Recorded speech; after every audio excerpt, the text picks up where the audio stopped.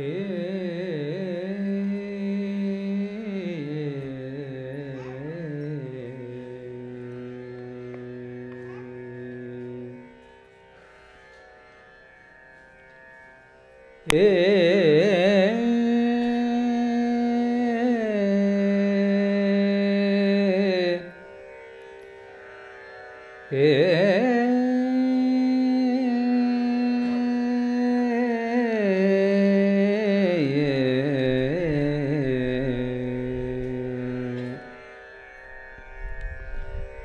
ಯಃ ಪೃಥ್ವೀಭರವಾರಣಾಯ ದಿವಿಜೈಃ ಯಃ ಪೃಥ್ವೀಭರವಾರಣಾಯ ದಿವಿಜೈಃ ಸಂಪ್ರಾರ್ಥಿತಶ್ಚಿನ್ಮಯಃ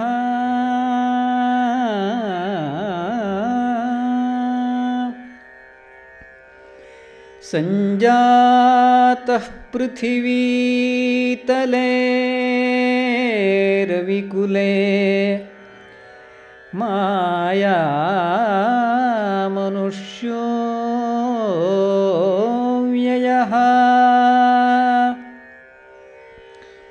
ನಿಶ್ಚಕ್ರಂ ಹತರಾಕ್ಷಸಃ ಪುನರಗಾತ್ ಬ್ರಹ್ಮತ್ವಮಾದ್ಯಂ ಸ್ಥಿರಾಂ ಕೀರ್ತಿಂ ಪಾಪಹರಾಂ ವಿಧಾಯ ಜಗತಾಂ ತಂ ಜಾನಕೀಶಂ ಭಜೆ ತಂ ಜಾನಕೀಶಂ ಭಜೆ.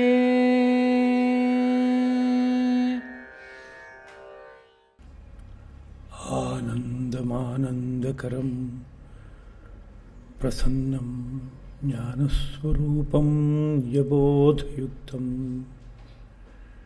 ಯೋಗೀಂದ್ರಮೀಡ್ಯಂ ಭವರೋಗವೈದ್ಯಂ ಶ್ರೀಮತ್ಪರಂ ಬ್ರಹ್ಮಗುರುಂ ಸ್ಮರಾಮಿ.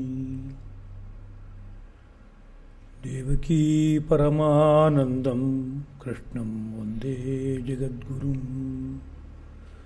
ಸರ್ವೋಪನಿಷದೋ ಗಾವಃ ದೋಗ್ಧಾ ಗೋಪಾಲನಂದನಃ ಪಾರ್ಥೋ ವತ್ಸಃ ಸುಧೀರ್ಭೋಕ್ತಾ ದುಗ್ಧಂ ಗೀತಾಮೃತಂ ಮಹತೆ.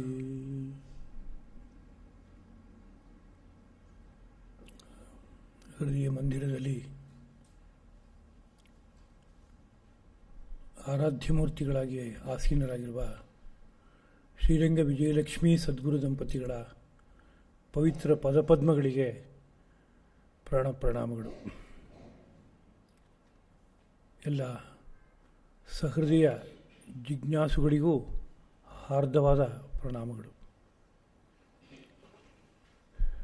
ಭಗವದ್ಗೀತಾ ಪ್ರವಚನ ಮಾಲಿಕೆಯ 29ನೇ ವಾಕ್ಸಮವನ್ನು ಆ ಶ್ರೀಕೃಷ್ಣ ಪ್ರಭುವಿನ ಪದಗಳಲ್ಲಿ ಅರ್ಪಿಸುವುದಕ್ಕೆ ಉದ್ಯುಕ್ತನಾಗಿದ್ದೇನೆ. ಭಗವದ್ಗೀತೆಯ 3ನೇ ಅಧ್ಯಾಯದ 20ನೇ ಶ್ಲೋಕ ಒಮ್ಮೆ ಅನುಸಂಧಾನ ಮಾಡಿ ಅನಂತರ ಮುಂದಿನ ವಿಷಯಗಳಿಗೆ ಪ್ರವೇಶ ಮಾಡೋಣ. ಕರ್ಮಣೈವ ಸಂಸಿದ್ಧಿಂ ಆಸ್ಥಿತಾಃ ಜನಕಾದಯಃ ಲೋಕಸಂಗ್ರಹಮೇವಾಪಿ ಸಂಪಶ್ಯನ್ ಕರ್ತುಮರ್ಹಸಿ. ಈವರೆಗೆ ಜ್ಞಾನಯೋಗ ಅನ್ನುವ ಒಂದು ಯೋಗ ಮಾರ್ಗವನ್ನು ತಿಳಿಸಿ ಅನಂತರದಲ್ಲಿ ಇನ್ನೊಂದು ಕರ್ಮಯೋಗ ಅನ್ನೋ ವಿಷಯವನ್ನು ಕುರಿತು ಶ್ರೀಕೃಷ್ಣ ಪ್ರಭು ಅರ್ಜುನನಿಗೆ ಪರಿಚಯ ಕೊಡ್ತಾ ಇದ್ದಾನೆ. ಈಗ ತತ್ವವನ್ನು ಅನುಸಂಧಾನ ಮಾಡಿಕೊಳ್ತಾ ಒಳ ಬೆಳಕಿನಲ್ಲಿ ಮುಳುಗುವ ಸಂದರ್ಭವಿದ್ದಾಗ ಜೀವನದ ಸಾರ್ಥಕತೆ ಲಭಿಸಿದ ಹಾಗಾಯಿತು. ಹಾಗಿದ್ದಾಗ ಯಾವ ಕರ್ಮಗಳನ್ನು ಆಚರಿಸಬೇಕಾಗಿಲ್ಲ. ಹಾಗಿದ್ದರೂ ಸಹ ಲೋಕ ಸಂಗ್ರಹಕ್ಕಾಗಿ ಕರ್ಮವನ್ನು ಆಚರಿಸಬೇಕಾಗತ್ತೆ, ನೀನು ಹಾಗೆ ಮಾಡು ಅಂತ. ಲೋಕ ಸಂಗ್ರಹಕ್ಕಾಗಿ ಅಂದರೆ ಲೋಕವೆಲ್ಲ ಒಂದು ಆದರ್ಶವಾದ ಮಾರ್ಗದಲ್ಲಿ ನಡ್ಕೊಂಡು ಹೋಗಬೇಕು, ಅವರನ್ನು ಒಂದು ರಾಜಮಾರ್ಗದಲ್ಲಿ ಸೇರುವಂತೆ ಮಾಡಿ ಕರ್ಕೊಂಡು ಹೋಗಬೇಕು. ಹಾಗಾಗಬೇಕಾದ್ರೆ ಅವರಿಗಾಗಿ ನೀನು ಆದರ್ಶವನ್ನು ಅನುಸರಿಸಬೇಕಾದಂಥ ಸಂದರ್ಭ ಇದೆ. ಜನಕ ಮೊದಲಾದಂತಹ ರಾಜರು ಕರ್ಮಣಾ ಏವ, ಕರ್ಮದಿಂದಲೇ ಸಂಸಿದ್ಧಿಂ ಆಸ್ಥಿತಾ, ಸಂಸಿದ್ಧಿಯನ್ನು ಅಂದರೆ ಪರಮಸಿದ್ಧಿಯನ್ನು, ಪರಮಸಿದ್ಧಿ ಅಂದರೆ ಯಾವುದು? ಒಳಗೆ ಬೆಳಗುವ ಬೆಳಕು, ಎಲ್ಲೆಲ್ಲೂ ತುಂಬಿರುವ ಪರಬ್ರಹ್ಮ, ಪರಂಜ್ಯೋತಿ, ಸಚ್ಚಿದಾನಂದ ರೂಪವಾದ ತತ್ವ, ಅದರ ದರ್ಶನವೇ ಸಂಸಿದ್ಧಿ. ಅದನ್ನು ಆಸ್ಥಿತಾ, ಚೆನ್ನಾಗಿ ಸಾಧಿಸಿ ಅದರಲ್ಲಿ ನೆಲೆ ನಿಂತರು. ಅದರಿಂದ ಕರ್ಮ ತಪ್ಪು ಅಂತ ಅರ್ಥ ಅಲ್ಲ. ಒಬ್ಬ ಅಧಿಕಾರಿಗೆ ಕರ್ಮವೇ ತುದಿಗೆ ಕರ್ಕೊಂಡು ಹೋಗಿ ತಲುಪಿಸುವಂತಹ ಉತ್ಕೃಷ್ಟವಾದ ಉಪಾಯವಾಗಿ ಆಗುತ್ತೆ. ಜನಕ ಒಬ್ಬ ಮಹಾರಾಜ, ಅವನು ಜೊತೆಗೆ ಅವನಲ್ಲಿ ಮಹರ್ಷಿಯ ಒಂದು ಧರ್ಮವೂ ಇತ್ತು. ಆದ್ದರಿಂದ ರಾಜರ್ಷಿ ಎಂಬುದಾಗಿ ಕರೆಯಲ್ಪಟ್ಟಂತಹ ಒಬ್ಬ ಆದರ್ಶನಾದಂತಹ ಪುರುಷ. ಅವನು ನಿರಂತರವಾಗಿ ಕರ್ಮಯೋಗದಲ್ಲಿ ನಿರತನಾಗಿದ್ದ.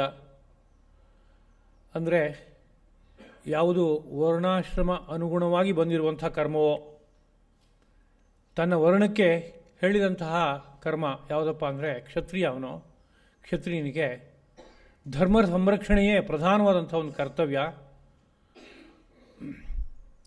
ಅದಕ್ಕಾಗಿ ರಾಜನೀತಿ ಎಂಬ ಒಂದು ವಿಶಿಷ್ಟವಾದ ವಿದ್ಯೆಯನ್ನು ಜೊತೆಗಿಟ್ಕೊಂಡು ಆ ವಿದ್ಯೆಯ ಮೂಲಕ ಪ್ರಜೆಗಳನ್ನು ಕಾಪಾಡ್ತಾ, ಶತ್ರುಗಳನ್ನು ದಮನ ಮಾಡ್ತಾ, ರಾಷ್ಟ್ರದಲ್ಲಿ ಧರ್ಮ ಚೆನ್ನಾಗಿ ನೆಲೆ ನಿಲ್ಲುವಂತೆ ಮಾಡುವಂತಹದ್ದು ಅವನ ಕರ್ತವ್ಯ. ಅಂತಹ ಕರ್ತವ್ಯ ರೂಪವಾದ ಕರ್ಮವನ್ನು ಮಾಡಿಕೊಳ್ತಾನೆ ಅವನು ಸಿದ್ಧಿಯನ್ನು ಪಡೆದ, ಅಂದರೆ ಜ್ಞಾನಿಯಾದ, ತನ್ನೊಳಗಡೆ ಬೆಳಗುವ ಬೆಳಕನ್ನು ಅನುಭವಿಸುವವನಾದ.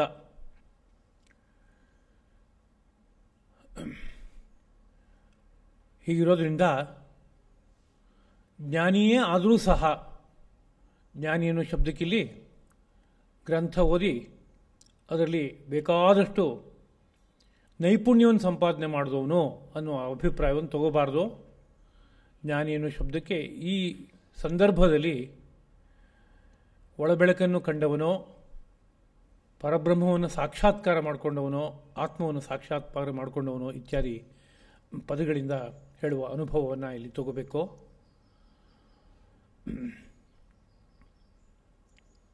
ಜ್ಞಾನಿಯೇ ಆದರೂ ಸಹ ಲೋಕಸಂಗ್ರಹ ಎಂಬ ಒಂದು ದೊಡ್ಡ ಜವಾಬ್ದಾರಿ ಇದೆ ಒಬ್ಬೊಬ್ಬನಿಗೂ. ಅದನ್ನು ಸಂಪಶ್ಯನ್, ಆ ಜವಾಬ್ದಾರಿಯನ್ನು ಚೆನ್ನಾಗಿ ಭಾವಿಸಿ ಗುರುತಿಸಿ ಕರ್ತುಮರ್ಹಸಿ, ಅಂದರೆ ಕರ್ಮವನ್ನು ಆಚರಣೆ ಮಾಡೋದಕ್ಕೆ ನೀನು ಅರ್ಹನಾಗಿದ್ದೀಯಾ. ಕರ್ಮವನ್ನು ಆಚರಿಸಬೇಕು ಅಂದರೆ ನಿನ್ನ ಕ್ಷತ್ರ ಧರ್ಮವನ್ನು ನೀನು ತಪ್ಪದೆ ನಿರ್ವಾಹ ಮಾಡಬೇಕು ಅಂತ. ಲೋಕ ಸಂಗ್ರಹಕ್ಕಾಗಿ ಅಂದರೆ ಅರ್ಥ ಏನಪ್ಪ ಅಂದರೆ ನೀನೇನು ಆಚರಣೆ ಮಾಡ್ತೀಯೋ ಅದನ್ನೇ ಲೋಕ ಎಲ್ಲ ಆಚರಣೆ ಮಾಡುತ್ತೆ. ನೀನು ರಾಜನ ಸ್ಥಾನದಲ್ಲಿದ್ದಾಗ ಯಥಾ ರಾಜ ತಥಾ ಪ್ರಜಾಹ, ರಾಜನಂತೆ ಎಷ್ಟು ಜನ ಹೋಗ್ತಾರೆ. ಗುರುವನ್ನು ನೋಡಿ ಶಿಷ್ಯರೆಲ್ಲ ಅವನಂತೆ ಆಗೋದಕ್ಕೆ ಇಷ್ಟಪಡ್ತಾರೆ.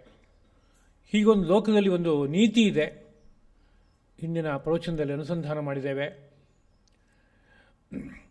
ಹಾಗಿರೋದ್ರಿಂದ ಲೋಕಕ್ಕೆ ಮಾರ್ಗದರ್ಶನ ಹಾಕ್ಕೊಡ್ಬೇಕಾಗಿದೆ. ಲೋಕ ಅಂದರೆ ಜನಗಳು ಅಂತ ಅರ್ಥ. ಲೋಕಸ್ತು ಭುವನೆ ಜನೇ. ಲೋಕ ಅನ್ನೋ ಶಬ್ದಕ್ಕೆ ಸ್ವರ್ಗ, ಮರ್ತ್ಯ, ಪಾತಾಳ ಮೊದಲಾದಂಥ ಲೋಕಗಳು ಅಂತಲೂ ಒಂದು ಅರ್ಥ ಇದೆ. ಮತ್ತು ಜನ, ವಾಸ ಮಾಡುವಂತಹ ಜನರು ಎಂಬ ಅರ್ಥವೂ ಇದೆ. ಲೋಕಕ್ಕೆ ಆದರ್ಶವನ್ನು ಕಲಿಸಬೇಕಾದ ಜವಾಬ್ದಾರಿ ಇದೆ ಒಬ್ಬೊಬ್ಬನಿಗೂ ಸಹ. ತಾನು ಪಾರಾಗಿದ್ದೀನಿ, ತನಗೆ ಯಾವುದೇ ರೀತಿಯಾದ ಭವಬಂಧನವಿಲ್ಲ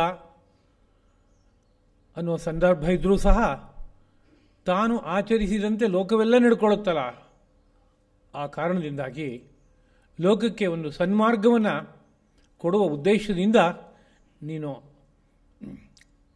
ಆಚರಣೆಯನ್ನು ಅಂದರೆ ಕರ್ಮವನ್ನು ಇಟ್ಕೋಬೇಕು, ಕರ್ಮಯೋಗದಲ್ಲಿ ನಿರತನಾಗಬೇಕು.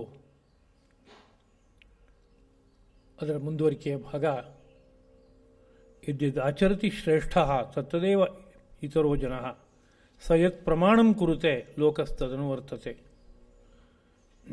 ಹಿಂದಿನ ಪಾಠದಲ್ಲಿ ಒಮ್ಮೆ ಅನುಸಂಧಾನ ಮಾಡಿದ್ದೇವೆ. ಶ್ರೇಷ್ಠನಾದವನು ಯಾವುದನ್ನು ಅನುಸರಿಸ್ತಾನೋ, ಶ್ರೇಷ್ಠನಾದವನು ಯಾವುದನ್ನು ಆಚರಿಸುತ್ತಾನೋ ಉಳಿದವರೆಲ್ಲ ಅದನ್ನೇ ಅನುಸರಿಸ್ತಾರೆ. ಅವನು ಯಾವುದನ್ನು ಪ್ರಮಾಣ ಎಂಬುದಾಗಿ ಭಾವಿಸ್ತಾನೋ ಲೋಕ ಅದನ್ನೇ ಪ್ರಮಾಣವಾಗಿ ಇಟ್ಕೊಳ್ಳುತ್ತೆ. ಆದ್ದರಿಂದ ಲೋಕದ ನಡೆಯನ್ನು ಅನುಸರಿಸಿ ಒಬ್ಬ ಆದರ್ಶನಾದ ಪುರುಷನು ಜ್ಞಾನಿಯಾಗಿದ್ದರೂ ಸಹ ವರ್ತಿಸಬೇಕಾದಂಥ ಒಂದು ದೊಡ್ಡ ಜವಾಬ್ದಾರಿ ಇದೆಯಲ್ಲ, ಆ ದೃಷ್ಟಿಯಿಂದಲಾದರೂ ಕರ್ಮದಲ್ಲಿ ನಿರತನಾಗಬೇಕು. ಕರ್ಮಯೋಗಕ್ಕೆ ಅಧಿಕಾರ ಉಳ್ಳಂತಹ ನೀನು ಅನ್ನೋದು ತಾತ್ಪರ್ಯ.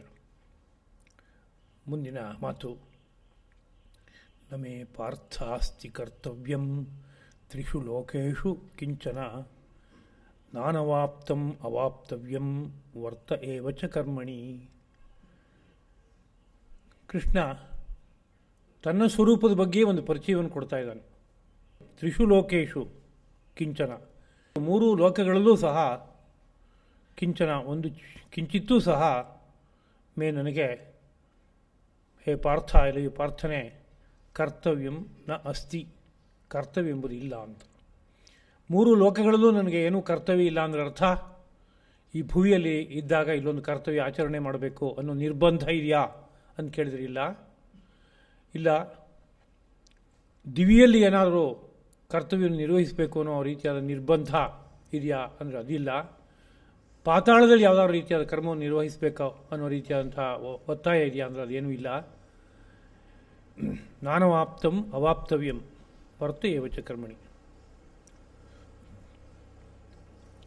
ಅನವಾಪ್ತಂ ಪಡೆಯದೇ ಇದ್ದಿದ್ದು, ಅವಾಪ್ತವ್ಯಂ ಈಗ ಪಡೆಯಬೇಕಾದದ್ದಾಗಿದೆ ಎಂಬುದು ನ ಇಲ್ಲ ಅಂತ. ಇದುವರೆಗೆ ಯಾವುದೋ ಕೆಲವನ್ನ ಪಡೆದಿಲ್ಲ, ಈಗ ಪಡಿಲೇಬೇಕಾಗಿದೆ ಅಂದರೆ ಅದಕ್ಕಾಗಿ ಕರ್ಮದಲ್ಲಿ ನಿರತನಾಗಬೇಕಾಗತ್ತೆ.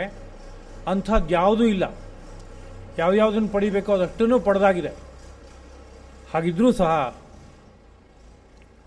ವರ್ತ ಏವಚ ಕರ್ಮಣಿ, ನಾನು ಕೂಡ ಕರ್ಮದಲ್ಲೇ ನೆಲೆ ನಿಂತಿದ್ದೀನಿ. ಅಂದರೆ ನಿತ್ಯದಲ್ಲೂ ಆಚರಿಸಬೇಕಾದ ಕರ್ಮವನ್ನು ಅಷ್ಟನ್ನೂ ಸಹ ನಾನು ಆಚರಣೆಯಲ್ಲಿ ಇಟ್ಕೊಂಡಿದ್ದೀನಿ ಅಂತ ಕೃಷ್ಣನ ದಿನಚರಿಯನ್ನು ವರ್ಣಿಸುವಾಗ ಭಾಗವತ ಮೊದಲಾದ ಗ್ರಂಥಗಳು ಹೇಳುತ್ತೆ. ಬ್ರಾಹ್ಮ ಮುಹೂರ್ತದಲ್ಲಿ ಎದ್ದು ಅವನು ತನ್ನನ್ನು ತಾನು ಧ್ಯಾನ ಮಾಡೋದಕ್ಕೆ ಆರಂಭ ಮಾಡ್ತಾನೆ, ಅಲ್ಲಿಂದ ಅವನ ದಿನಚರ್ಯೆ ನಡೆಯುತ್ತೆ ಅಂತ. ಪ್ರಾತಃ ಕಾಲದಿಂದ ಸಂಜೆಯವರೆಗೆ ಯಾವ್ಯಾವ ರೀತಿಯಾದ ಕರ್ತವ್ಯಗಳಿದೆಯೋ ಆ ಎಲ್ಲ ಕರ್ತವ್ಯಗಳನ್ನು ಸಾಮಾನ್ಯ ಮನುಷ್ಯರ ಹಾಗೆ ಶ್ರೀಕೃಷ್ಣ ಪ್ರಭು ನಿರ್ವಾಹ ಮಾಡ್ತಾನೆ ಅನ್ನೋ ರೀತಿಯಾದ ವರ್ಣನೆಯನ್ನು ನಾವು ನೋಡ್ತೇವೆ. ಹಾಗಿದ್ದಾಗ ಅವನಿಗೆ ಕರ್ಮ ಅಗತ್ಯವಾಗಿ ಮಾಡಲೇಬೇಕಾಗಿತ್ತು ಅಂತ ಅರ್ಥ ಅಲ್ವೇ ಅಂತ ಯಾರಾದರೂ ಭ್ರಾಂತರಾಗ್ಬೋದು.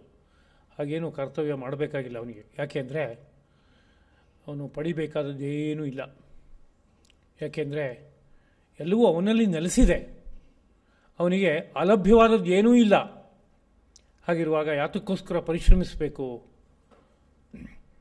ಯಾರಾದರೂ ಒಬ್ಬರಿಗೆ ರಾಗದ್ವೇಷಗಳಿದೆ ಅಂತಾದರೆ, ಯಾರನ್ನೋ ಒಬ್ಬನ ಕಂಡ್ರೆ ತುಂಬ ಅಂಟು, ಅವನನ್ನು ಪಡಿಬೇಕು ಅಂತ ಒಂದು ಪ್ರಯತ್ನ ಹುಟ್ಟುತ್ತೆ. ಆಗ ಯಾರೋ ಒಬ್ಬನ ಕಂಡ್ರೆ ತುಂಬ ದ್ವೇಷ ಅಂತಂದರೆ ಅವನನ್ನು ನಾಶ ಮಾಡಬೇಕು ಅನ್ನೋದಕ್ಕೆ ಬೇಕಾಗುವ ಪ್ರಯತ್ನ ಹುಟ್ಟುತ್ತೆ. ಹಾಗಿರೋದು ಯಾವುದೂ ಇಲ್ಲ. ತಾನೇ ಪರಬ್ರಹ್ಮ ಸ್ವರೂಪನಾಗಿ ನಿರಂತರವಾಗಿ ಬೆಳಗ್ತಾ ಇರುವಾಗ ಇನ್ನು ಪಡೆಯಬೇಕಾದದ್ದೇನಿದೆ? ಯಾವುದನ್ನಾದ್ರೂ ಲೋಕದಲ್ಲಿ ಪಡಿಬೇಕು ಅಂತ ಯಾಕೆ ಅನಿಸುತ್ತೆ ಅಂದರೆ ಅದರಿಂದ ನನಗೆ ಸುಖ ಸಿಗುತ್ತೆ. ಇನ್ಯಾವುದೋ ಒಂದು ಕಾರ್ಯ ಮಾಡಿದ್ರೆ ದುಃಖ ನಿವೃತ್ತಿಯಾಗತ್ತೆ, ದುಃಖ ದೂರ ಸರಿಯುತ್ತೆ ಅಂತಿದ್ದರೆ ಆ ಕರ್ಮವನ್ನೆಲ್ಲ ಆಚರಿಸಲೇಬೇಕಾಗುತ್ತೆ. ಆದರೆ ಅಂಥದ್ದು ಯಾವುದೂ ಇಲ್ಲ. ಹಾಗಿರುವಾಗ ಯಾತಕ್ಕೆ ಕರ್ಮ ಆಚರಿಸಬೇಕು? ಶ್ರೀಕೃಷ್ಣ ಪ್ರಭು ಹಾಗಿದ್ರೂ ಸಹ ನಾನು ಕರ್ಮದಲ್ಲೇ ನೆಲೆಸಿದ್ದೇನೆ. ಸಾಮಾನ್ಯ ಜನರ ಕಥೆಗೂ ಅವತಾರ ಪುರುಷರ ಜೀವನದ ಒಂದು ನಡೆಗೂ ಮಹದಂತರ ಇರುತ್ತೆ. ಸಾಮಾನ್ಯ ಜನರೆಲ್ಲ ಹುಟ್ಟುವಾಗಲೇ 3 ತರಹದ ಋಣವನ್ನು ಹೊತ್ಕೊಂಡು ಹುಟ್ಟುತ್ತಾರೆ ಎಂಬುದಾಗಿ ನಮ್ಮ ಆರ್ಷ ಸಾಹಿತ್ಯ ಹೇಳುತ್ತೆ. ಜಾಯಮಾನೋ ವೈ ಬ್ರಾಹ್ಮಣ ತ್ರಿಭಿ ಋಣವಾ ಜಾಯತೆ. ಹುಡ್ತಾ ಇರುವಂತಹ ಒಬ್ಬ ಬ್ರಾಹ್ಮಣ 3 ತರಹದ ಋಣವನ್ನು ಹೊತ್ಕೊಂಡು ಹುಟ್ಟುತ್ತಾನೆ ಅಂತ. ಋಷಿ ಋಣ, ದೇವಋಣ ಮತ್ತು ಪಿತೃಋಣ ಅಂತ. ಋಣ ಅಂದರೆ ಸಾಲ ಅಂತ. ಈ ಶರೀರವನ್ನು ಪಡೆಯುವಾಗ ಈ ಶರೀರವನ್ನು ಅನುಗ್ರಹಿಸಿಕೊಡ್ತಾ ಇರುವಂತಹ 3 ಪ್ರಧಾನವಾದ ಶಕ್ತಿಗಳು ಯಾವುದ್ಯಾವುದಪ್ಪ ಅಂದರೆ, ಒಂದು ಋಷಿಗಳ ಅನುಗ್ರಹ ರೂಪವಾಗಿ ಈ ಶರೀರ ಬರ್ತಾ ಇದೆ. ನಮ್ಮ ಪಂಚೇಂದ್ರಿಯಗಳು ಋಷಿಗಳ ಒಂದು ವಿಶಿಷ್ಟವಾದ ಋಣ ಇದ್ದಾಗೆ, ಸಾಲ ಇದ್ದಾಗೆ. ಹಾಗೆ ಈ ಶರೀರದ ಒಂದೊಂದು ಭಾಗದಲ್ಲೂ ಶರೀರವು ವ್ಯವಸ್ಥಿತವಾಗಿ ನಿಂತ್ಕೊಳ್ಳೋದಕ್ಕೆ ದೇವತೆಗಳು ನೆಲೆಸಿದ್ದಾರೆ, ಅವರು ಅನುಗ್ರಹ ಮಾಡ್ತಾ ಇದ್ದಾರೆ, ಅದು ಇನ್ನೊಂದು ಋಣ. ಅದೇ ರೀತಿಯಲ್ಲಿ ಈ ಶರೀರ ಪಡಿಬೇಕಾದ್ರೆ ಪಿತೃದೇವತೆಗಳ ಅನುಗ್ರಹ ಬೇಕೋ, ಅದನ್ನು ಪಿತೃಗಳ ಋಣ ಇದೆ. ಈ 3 ಋಣಗಳು ಮುಕ್ತಾಯವಾಗದೆ ಹೋದರೆ ಅವನಿಗೆ ಮೋಕ್ಷ ಸಿದ್ಧವಾಗೋದಿಲ್ಲ. ಆದ್ದರಿಂದ ಆ ಋಣವನ್ನು ತೀರಿಸಬೇಕಾಗಿ ಬರುತ್ತೆ ಸಾಮಾನ್ಯ ವ್ಯಕ್ತಿ. ಅದಕ್ಕೆ ತಕ್ಕಂತೆ ಬ್ರಹ್ಮಚರ್ಯಾಶ್ರಮದಲ್ಲಿ ಋಷಿಗಳ ಋಣವನ್ನು ಮುಕ್ತಾಯ ಮಾಡ್ಕೋಬೇಕು. ಅಂದರೆ ವಿಶೇಷವಾಗಿ ಅಧ್ಯಯನವನ್ನು ಸಂಪಾದನೆ ಮಾಡಿ, ಅಧ್ಯಯನಕ್ಕಾಗಿಯೇ ಈ ಶರೀರ ಬಂದಿರೋದ್ರಿಂದ, ಋಷಿಗಳು ಇಂದ್ರಿಯಗಳನ್ನು ಅದಕ್ಕಾಗಿಯೇ ಕೊಟ್ಟಿರೋದ್ರಿಂದ ಆ ಕಾರ್ಯ ಮುಗಿಸಿದರೆ ಅವ್ರ ಋಣ ಅಲ್ಲಿ ಮುಕ್ತಾಯ ಆಗುತ್ತೆ. ಆದ್ದರಿಂದ ಅದಕ್ಕೋಸ್ಕರವಾಗಿ ಬ್ರಹ್ಮಚರ್ಯದಲ್ಲಿ ಅವನು ಅಧ್ಯಯನ ರೂಪವಾದಂಥ ಕರ್ಮದಲ್ಲಿ ನಿರತನಾಗಬೇಕಾಗತ್ತೆ. ಯಜ್ಞೇನ ದೇವೇಭ್ಯ ಅನಂತರದಲ್ಲಿ ಗೃಹಸ್ಥಾಶ್ರಮ ಸ್ವೀಕರಿಸಿದರೆ ಅಲ್ಲಿ ನಿತ್ಯದಲ್ಲೂ ಸಹ ಪಂಚಮಹಾಯಜ್ಞಗಳು ಮೊದಲಾದಂತಹ ಯಜ್ಞರೂಪವಾದ ಕರ್ಮವನ್ನು ಆಚರಣೆ ಮಾಡಿಕೊಳ್ತಾ, ದೇವತೆಗಳು ಏನು ಅನುಗ್ರಹ ಮಾಡಿದಾರೋ ಆ ಅನುಗ್ರಹಕ್ಕೆ ತಕ್ಕಂತೆ ತಾನು ಬದುಕು ಸಾಗಿಸಿ ಅವ್ರ ಋಣವನ್ನು ಸಂಪೂರ್ಣವಾಗಿ ಕಳ್ಕೋಬೇಕಾಗುತ್ತೆ. ಅದೇ ರೀತಿಯಲ್ಲಿ ಪ್ರಜೆಯಾಚ ಪಿತೃಭ್ಯ, ಗೃಹಸ್ಥಾಶ್ರಮವನ್ನು ಸ್ವೀಕರಿಸಿ ಸತ್ಸಂತತಿಯನ್ನು, ಒಳ್ಳೆಯ ಮಕ್ಕಳನ್ನು ಪಡೆಯುವುದರ ದ್ವಾರವಾಗಿ ಪಿತೃಗಳು ಯಾವ ಶರೀರವನ್ನು ಕೊಟ್ಟರೋ ಅವರ ಸಂಕಲ್ಪ ಏನಿದೆ ಅಂದರೆ, ಇಂತಹ ಸದ್ವಂಶವು ನಿರಂತರವಾಗಿ ಬೆಳೀತಾ ಹೋಗಬೇಕು. ಇದರಲ್ಲಿ ಎಷ್ಟೆಷ್ಟೋ ಜೀವಿಗಳು ಬಂದು ಪ್ರವೇಶ ಮಾಡಿ ಅವರು ಮೋಕ್ಷವನ್ನು ಹೊಂದೋದಕ್ಕೆ ಇಲ್ಲಿ ಸಾಧ್ಯವಾಗುತ್ತೆ. ಆದ್ದರಿಂದ ಆ ಉದ್ದೇಶದಿಂದ ಈ ಶರೀರವನ್ನು ಇವರೆಲ್ಲ ಬಳಸ್ಕೊಳ್ಳಿ ಅಂತ ಉದ್ದೇಶದಿಂದ ಕೊಟ್ಟರೆ ಆಗೇನಾಗುತ್ತೆ ಅಂದರೆ ಅದಕ್ಕೆ ತಕ್ಕಂತೆ ವರ್ತಿಸಬೇಕಾಗತ್ತೆ. ಅಂದರೆ ತಾತ್ಪರ್ಯ ಆ ಪಿತೃಋಣವನ್ನು ಕಳ್ಕೊಳ್ಳೋಕ್ಕೋಸ್ಕರವಾಗಿ ಸತ್ಸಂತತಿಯನ್ನು ಪಡಿಬೇಕಾಗುತ್ತೆ. ಆದರೆ ಯಾರಿಗೆ ಆತ್ಮ ಸಾಕ್ಷಾತ್ಕಾರವೇ ಆಗೋಗಿದೆಯೋ, ಜ್ಞಾನ ಬೆಳಗ್ತಾ ಇದೆಯೋ, ಕಣ್ಣು ಮುಚ್ಚಿದರೆ ಒಳಗಡೆ ಪರಮಾತ್ಮ ದರ್ಶನ ಆಗತ್ತೆ ಅನ್ನೋ ರೀತಿಯ ಸ್ಥಿತಿ ಹುಟ್ಟಿದೆಯೋ, ಅವನಿಗೆ ಅಲ್ಲಿ ಇನ್ನೇನು ಋಣ ಬಾಕಿ ಇಲ್ಲ. ಅವನು ಋಣವನ್ನಷ್ಟು ತೀರಿಸಿದಂತಾಯಿತು. ಕಾರಣ ತುಂಬ ಪ್ರಧಾನವಾಗಿ ಎಲ್ಲ ಋಣಗಳು ಯಾತಕ್ಕೋಸ್ಕರ ಅಂದರೆ ಅಧ್ಯಾತ್ಮ ಸಿದ್ಧಿಯನ್ನು ಪಡೆದು ಮುಕ್ತನಾಗಲಿ ಅನ್ನೋ ದೃಷ್ಟಿಯಿಂದ ಕೊಟ್ಟಿರುವ ಋಣಗಳಾದ್ದರಿಂದ ಅಧ್ಯಾತ್ಮ ಸಿದ್ಧಿಯನ್ನೇ ಪಡೆದಾಯಿತು ಅಂದರೆ ಋಣ ಮುಕ್ತಿ ಆಯಿತು ಅಂತ ಅರ್ಥ. ಹಾಗಾಗಿ ಹೇಳುವಂಥದ್ದುಂಟು. ಯಾಜ್ಞವಲ್ಕ್ಯರ ಒಂದು ಮಾತು, ವಿದ್ಯಾಚಾರ ದಮಾಹಿಂಸ ದಾನ ಸ್ವಾಧ್ಯಾಯ ಕರ್ಮಣಾಂ ಅಯಂತು ಪರಮೋ ಧರ್ಮ ಯದ್ಯೋಗೇನ ಆತ್ಮದರ್ಶನಂ. ವಿದ್ಯಾ ಅಂದರೆ ಯಾಗ, ಬೇರೆ ಬೇರೆ ರೀತಿಯಾದ ಆಚಾರಗಳು, ದಮ ಅಹಿಂಸಾ ಮೊದಲಾದಂಥ ಆತ್ಮಗುಣಗಳು, ದಾನ ಸ್ವಾಧ್ಯಾಯ ಮೊದಲಾದವುಗಳು, ಇವೆಲ್ಲವೂ ಧರ್ಮವೇ. ಆದರೆ ಈ ಧರ್ಮಗಳಲ್ಲೆಲ್ಲ ಅತ್ಯಂತ ಶ್ರೇಷ್ಠವಾದ ಧರ್ಮ ಯಾವುದು? ಧರ್ಮ ಅಂದರೆ ಕರ್ತವ್ಯ ರೂಪವಾದ ಕರ್ಮವನ್ನೇ ಇಲ್ಲಿ ಧರ್ಮ ಅಂತ ಕರೀತಾ ಇದ್ದಾರೆ. ಇವೆಲ್ಲದರಲ್ಲೂ ಅತ್ಯಂತ ಮುಖ್ಯವಾದದ್ದು ಯಾವುದು ಧರ್ಮ ಅಂತ ಕೇಳಿದರೆ, ಅಯಂತು ಪರಮೋ ಧರ್ಮ, ಇದೇ ಅತ್ಯಂತ ಶ್ರೇಷ್ಠವಾದ ಧರ್ಮಪ್ಪ. ಯದ್ಯೋಗೇನ ಆತ್ಮದರ್ಶನಂ, ಯೋಗ ವಿದ್ಯೆಯಿಂದ ಆತ್ಮದರ್ಶನವನ್ನು ಮಾಡಿಕೊಳ್ಳುವಂಥದ್ದು, ಆತ್ಮ ಸಾಧನೆಯನ್ನು ಮಾಡುವಂಥದ್ದು, ಅದೇ ಪರಮಧರ್ಮ ಎಂಬುದಾಗಿ. ಅದರಿಂದ ಆ ಪರಮಧರ್ಮವೇ ಸಿದ್ಧವಾಗಿ ಹೋಗ್ಬಿಟ್ಟಿದೆ ಅಂದರೆ ಇನ್ನು ವಿದ್ಯಾ ಆಚಾರ ದಮ ಅಹಿಂಸಾ ದಾನ ಸ್ವಾಧ್ಯಾಯ ಕರ್ಮ ಇದು ಯಾವುದೂ ಆಗಲೇಬೇಕು ಅನ್ನೋ ನಿಯಮ ಏನಲ್ಲ. ಶ್ರೀಕೃಷ್ಣ ನನಗೆ ಯಾವ ಕರ್ತವ್ಯವೂ ಇಲ್ಲ ಅಂತ ಹೇಳೋದಕ್ಕೆ ಕಾರಣ ಏನಪ್ಪ ಅಂದರೆ, ಅವನು ಯಾವುದೇ ರೀತಿಯಲ್ಲೂ ಬಗೆ ಬಗೆಯಾದ ಜನ್ಮಗಳನ್ನೆತ್ತಿ ಪುಣ್ಯ ಪಾಪ ಕರ್ಮಗಳನ್ನು ಹೊತ್ಕೊಂಡು ಅದನ್ನು ಸವಿಸೋದಕ್ಕೋಸ್ಕರ ಈ ಭೂಮಿಗೆ ಬಂದವನಲ್ಲ. ಲೋಕಸಾಮಾನ್ಯರೆಲ್ಲ ಎಷ್ಟೆಷ್ಟೋ ಜನ್ಮಗಳ ಪುಣ್ಯ ಪಾಪಗಳನ್ನು ಸಂಗ್ರಹ ಮಾಡಿಕೊಂಡು ಅವುಗಳ ಫಲವಾದಂತಹ ಸುಖ ದುಃಖವನ್ನು ಅನುಭವಿಸೋದಕ್ಕೋಸ್ಕರವಾಗಿ ಇಲ್ಲಿ ಜನ್ಮ ಎತ್ತುತ್ತಾರೆ. ಆದರೆ ಅವತಾರ ಪುರುಷರು ಹಾಗಲ್ಲ. ಅವರು ನೇರವಾಗಿ ಲೋಕದ ಉದ್ಧಾರಕ್ಕಾಗಿ ಧರ್ಮವನ್ನು ವ್ಯವಸ್ಥೆಗೊಳಿಸೋದಕ್ಕೋಸ್ಕರವಾಗಿ ತಮ್ಮ ಮೂಲ ಸ್ಥಾನದಿಂದ ಕೆಳಗಡೆಗೆ ಇಳಿದು ಬರ್ತಾರೆ. ಇಳಿದು ಬರುವಾಗ ತಾನು ಯಾರು, ಎಲ್ಲಿಂದ ಬಂದೆ, ಇಲ್ಲಿ ಕರ್ತವ್ಯವೇನು, ಇಷ್ಟು ಅವರ ಸ್ಮರಣೆಯಲ್ಲಿ ಚೆನ್ನಾಗಿರುತ್ತೆ. ಆ ಕರ್ತವ್ಯ ಮುಗಿಸಿ ಅನಂತರದಲ್ಲಿ ತಮ್ಮ ಮೂಲ ಸ್ಥಾನಕ್ಕೆ ಹೊರಟು ಹೋಗ್ತಾರೆ, ಸೇರ್ತಾರೆ. ಹೀಗಿರೋದ್ರಿಂದ ಪ್ರತಿನಿತ್ಯ ಸುಖ ದುಃಖ ರೂಪವಾದಂತಹ ಯಾವುದೋ ಒಂದು ಕರ್ಮವನ್ನು ಸವಿಸಬೇಕಾಗಿದೆ ಅನ್ನೋ ರೀತಿಯಾದ ಬಂಧನವೂ ಅವರಿಗಿಲ್ಲ. ಒಂದು ಈ ಬಗ್ಗೆ ಉದಾಹರಣೆಯನ್ನು ನೆನಪಿಸ್ಕೋಬಹುದು. ಕಾಳಿದಾಸ ಮಹಾಕವಿಯ ಕಾವ್ಯ ಕುಮಾರ ಸಂಭವ ಅಂತ. ಆ ಕಾವ್ಯದಲ್ಲಿ ಈಶ್ವರ ಪಾರ್ವತಿಯ ವಿವಾಹದ ಒಂದು ಸಂದರ್ಭ ಬರುತ್ತೆ 5ನೇ ಸರ್ಗದಲ್ಲಿ. ಪಾರ್ವತಿ ಶಿವನನ್ನೇ ಮದುವೆ ಆಗಬೇಕು ಅನ್ನೋ ಒಂದು ಛಲದಿಂದ ತಪಸ್ಸೆ ನಿರತಳಾಗಿರ್ತಾಳೆ. ಘೋರವಾದ ತಪಸ್ಸೆಯನ್ನು ಆಚರಿಸ್ತಾಳೆ. ಈಶ್ವರ ಆಕೆಯ ನಿಷ್ಠೆ ಎಷ್ಟು, ಶಿವನನ್ನು ಕುರಿತು ತಪಸ್ಸೆಯನ್ನು ಆಚರಿಸ್ತಾ ಇದ್ದಾಳೆ ಅನ್ನೋ ವಿಷಯ ಇದ್ದರೂ ಸಹ ಶಿವನ ಬಗ್ಗೆ ಬೇಕೇ ಬೇಕು ಅನ್ನುವ ಒಂದು ಮನಸ್ಸು ಎಷ್ಟು ಗಾಢವಾಗಿದೆ ಅನ್ನೋದನ್ನು ಒಮ್ಮೆ ನೋಡಿ ಸಂತೋಷ ಪಡಬೇಕು ಅಂತ ಇಷ್ಟಪಟ್ಟನಂತೆ. ಅಂದರೆ ಸರ್ವಾಂತರ್ಯಾಮಿಯಾಗಿ ಎಲ್ಲವನ್ನೂ ಅರ್ಥ ಮಾಡ್ಕೊಳ್ಳೋದಕ್ಕೆ ಬೇಕಾಗಿರುವ ಎಲ್ಲ ಸಾಮರ್ಥ್ಯವು ತುಂಬಿರುವ ಶಿವನಿಗೆ ಪಾರ್ವತಿಯ ಸಂಕಲ್ಪ ದೃಢವಾಗಿದೆಯೋ ಇಲ್ವೋ ಅಂತ ಗೊತ್ತಾಗಲಿಲ್ವೇ ಅಂತ ಕೇಳಿದ್ರೆ ಖಂಡಿತ ಗೊತ್ತಾಗಿದೆ. ಆದರೆ ಅವಳು ದೃಢವಾದಂಥ ಸಂಕಲ್ಪ ಉಳ್ಳವಳು ಅಂತ ಅನ್ನೋದು ಲೋಕಕ್ಕೆಲ್ಲ ಗೊತ್ತಾಗಬೇಕಾದ್ರೆ ಅವಳನ್ನೊಮ್ಮೆ ಪರಿಶೀಲಿಸಿದಾಗ ಅವಳ ನಡೆನುಡಿಗಳು ಏನೇನು ಹೇಳುತ್ತೆ ಅನ್ನೋದನ್ನು ಲೋಕ ಗುರುಸುವಂತೆ ಮಾಡಿಕೊಟ್ರೆ ಆಗ ಲೋಕ ಎಲ್ಲ ಅರ್ಥ ಮಾಡ್ಕೊಳ್ಳೋಕೆ ಸಾಧ್ಯವಾಗುತ್ತೆ. ಆ ದೃಷ್ಟಿಯಿಂದ ಬ್ರಹ್ಮಚಾರಿ ವೇಷವನ್ನು ಹಾಕ್ಕೊಂಡು ಬಂದು ಪಾರ್ವತಿಯನ್ನು ಮಾತನಾಡಿಸ್ತಾನೆ. ಏನು ಮಾಡ್ತಾ ಇದೀಯಾ ಅಂತ ನಿಧಾನಕ್ಕೆ. ಅನಂತರದಲ್ಲಿ ಶಿವನ ಕುರಿತು ಅನೇಕ ನಿಂದೆಯ ಮಾತುಗಳನ್ನು ಆಡ್ತಾನೆ. ಒಬ್ಬರು ವಿರೂಪಾಕ್ಷಂ, ಈಶ್ವರನೇ ಅವನೊಬ್ಬ ವಿರೂಪಾಕ್ಷ. ಅಂದರೆ ಕುರೂಪವಾದಂಥ ಕಣ್ಣುಳ್ಳವನು ಅಂತ. ಎಲ್ಲರಿಗೂ ಲೋಕದಲ್ಲಿ 2 ಕಣ್ಣಿರುತ್ತೆ, ಅದೇನೋ ಒಂದು ಚೆನ್ನಾಗಿರುತ್ತೆ ನೋಡೋಕ್ಕೆ. ಇವನಿಗೆ ಹಣೆ ಮಧ್ಯದಲ್ಲಿ ಒಂದು ಕಣ್ಣು, ಇದರಲ್ಲಿ ಏನು ಸೌಂದರ್ಯ ಅಂತ ಅಂದ್ಕೊಂಡಿದೆಯಾ ಅಂತ ಶಿವನನ್ನು ಜರಿದು ಮಾತನಾಡ್ತಾನೆ. ಇನ್ನು ಯಾವಾಗ ಹುಟ್ಟದ ಅಂತ ಕೇಳಿದರೆ ಲೋಕದಲ್ಲಿ ಯಾವಾಗ ಹುಟ್ಟದ, ಯಾವ ತಿಥಿ ವಾರ ನಕ್ಷತ್ರದಲ್ಲಿ ಹುಟ್ಟದ, ಎಷ್ಟು ವಯಸ್ಸಾಯಿತು, ಇದನ್ನೆಲ್ಲ ತಿಳಿದು ತಾನೇ ವಿವಾಹ ಮಾಡ್ಕೊಳ್ಳುವಂಥದ್ದು ರೂಢಿ ಇದೆ. ನೀನು ಒಬ್ಬಳು ಕನ್ಯೆ. ಹೀಗಿರುವಾಗ ವರನ ಬಗ್ಗೆ ಇವೆಲ್ಲ ಪರಿಚಯ ಬೇಕಲ್ಲ. ಈ ವರ ಇದಾನಲ್ಲ ಶಿವ, ಅವನಿಗೆ ಹುಟ್ಟು ಯಾವಾಗ ಆಯಿತು ಅನ್ನೋದೇ ಗೊತ್ತಿಲ್ಲ. ಅವನಿಗೆ ಡೇಟ್ ಆಫ್ ಬರ್ತ್ ಹೇಳೋಕ್ಕೆ ಬರೋಲ್ಲ. ಹಾಗಿರುವಂಥವ್ರು ವರ, ಅವನು ಮದುವೆ ಆಗ್ತಾ ಇದೆಯಲ್ಲ.